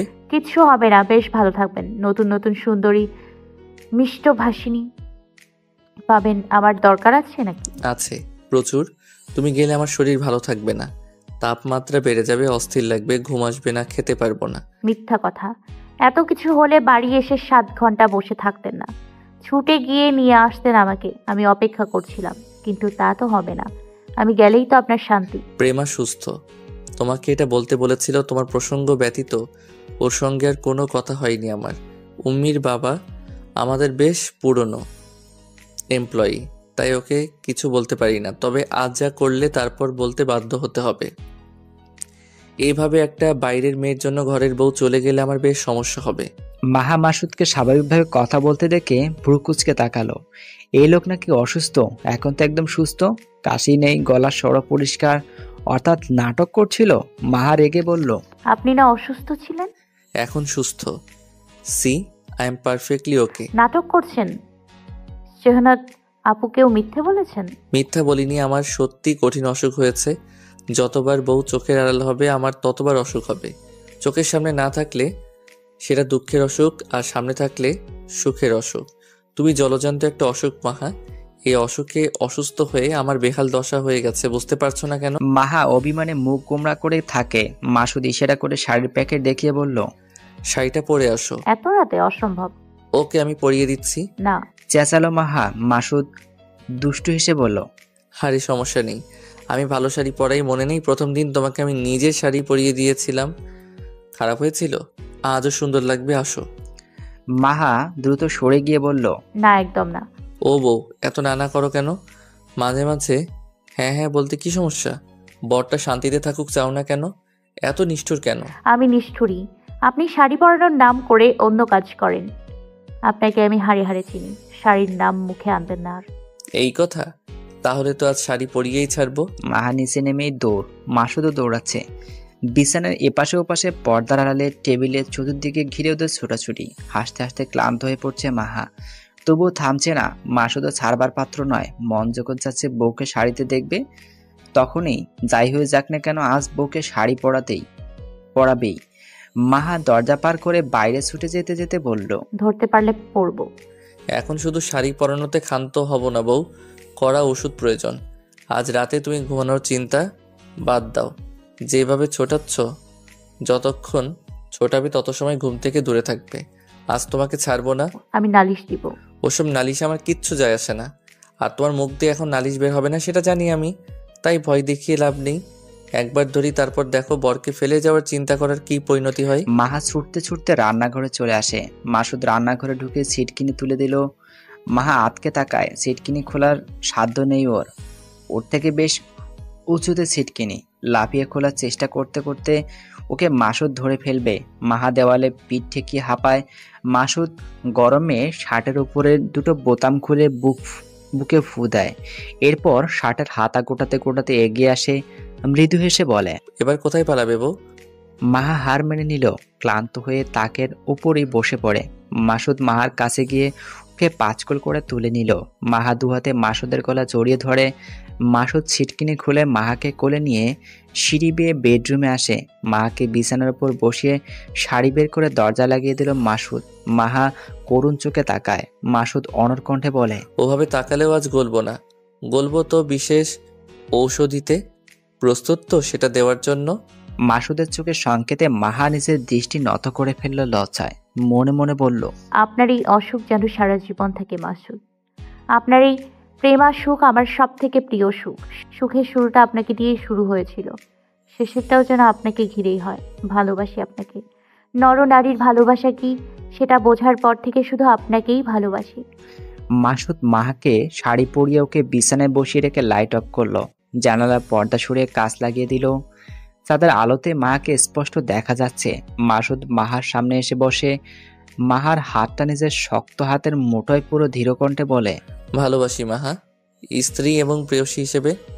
বিয়ের আগে কি সম্পর্ক ছিল সেটার উপর ভিত্তি করে নয়, এই পবিত্র বন্ধনটির কারণে আমার মনে তোমার জন্য যে অনুভূতি জন্মেছে তা মৃত্যুর আগ অবধি মিটবে না। কথা দিচ্ছি, সারা জীবন আগলে রাখবো, ভালোবাসবো, সব আবদার মেটাবো, সকল ইচ্ছা পূরণ করব, সব কথা শুনবো, সব রাগ সহ্য করব। সব কিছুর পরিবর্তে তুমি শুধু দুটি কথা দাও মাহা, ঝগড়া, রাগ, মারামারি, কাটাকাটি যাই হোক না কেন, আমাকে ছাড়া বাবার বাড়ি, নানার বাড়ি, দাদার বাড়ি, চাচা, ফুপু, মামা সহ কারোর বাড়ি যাবে না। আর আমি যা বলবো তাই মেনে চলবে। পারবো না। মাসুদ ঈষৎ বিস্ময় নিয়ে প্রশ্ন করে, কি? কেন? আপনার লাস্ট লাইনের জোর অনেক। যা বলবেন তাই মেনে চলার মধ্যে সবকিছু পড়বে। বইয়ের অতিরিক্ত বুদ্ধি আমাকে ডোবাবে। আগামীকাল গিয়ে বোকা বানানোর কাউন্সিলিং করাবো আমি। বুঝবে লস হয়েছে, এই লোকসানের ক্ষতিপূরণ আগে নিয়ে নিই, তারপর বাকি সব দেখছি। মাসুদ মাহার দিকে এগিয়ে যেতেই মাহা পিছিয়ে যায়। এক পর্যায়ে দেওয়ালের সাথে মিশে গেল পিঠ। লাজুক আরক্ত চেহারা মাহার। মাহার কপালে এসে পড়া একগুচ্ছ অবাধ্য চুল ওর কানের পেছনে গুজে দিল মাসুদ। মাহা চোখ তুলে তাকায়। চোকাচুকি হয়। মাসুদ হেসে মাহার কপালে ঠোঁট ছোঁয়ায়। মাহা চোখ বুজে নেয় সুখে। এরপর খুবই স্বল্প স্বরে আওড়ে ওঠে, ভালোবাসি। হ্যালো বন্ধুরা, আমাদের গল্পটি কেমন লেগেছে অবশ্যই কমেন্ট করে জানাবেন এবং আরো নতুন নতুন গল্প পেতে আমাদের চ্যানেলটি সাবস্ক্রাইব করে পাশে থাকা বেল আইকনটি ক্লিক করুন। ধন্যবাদ।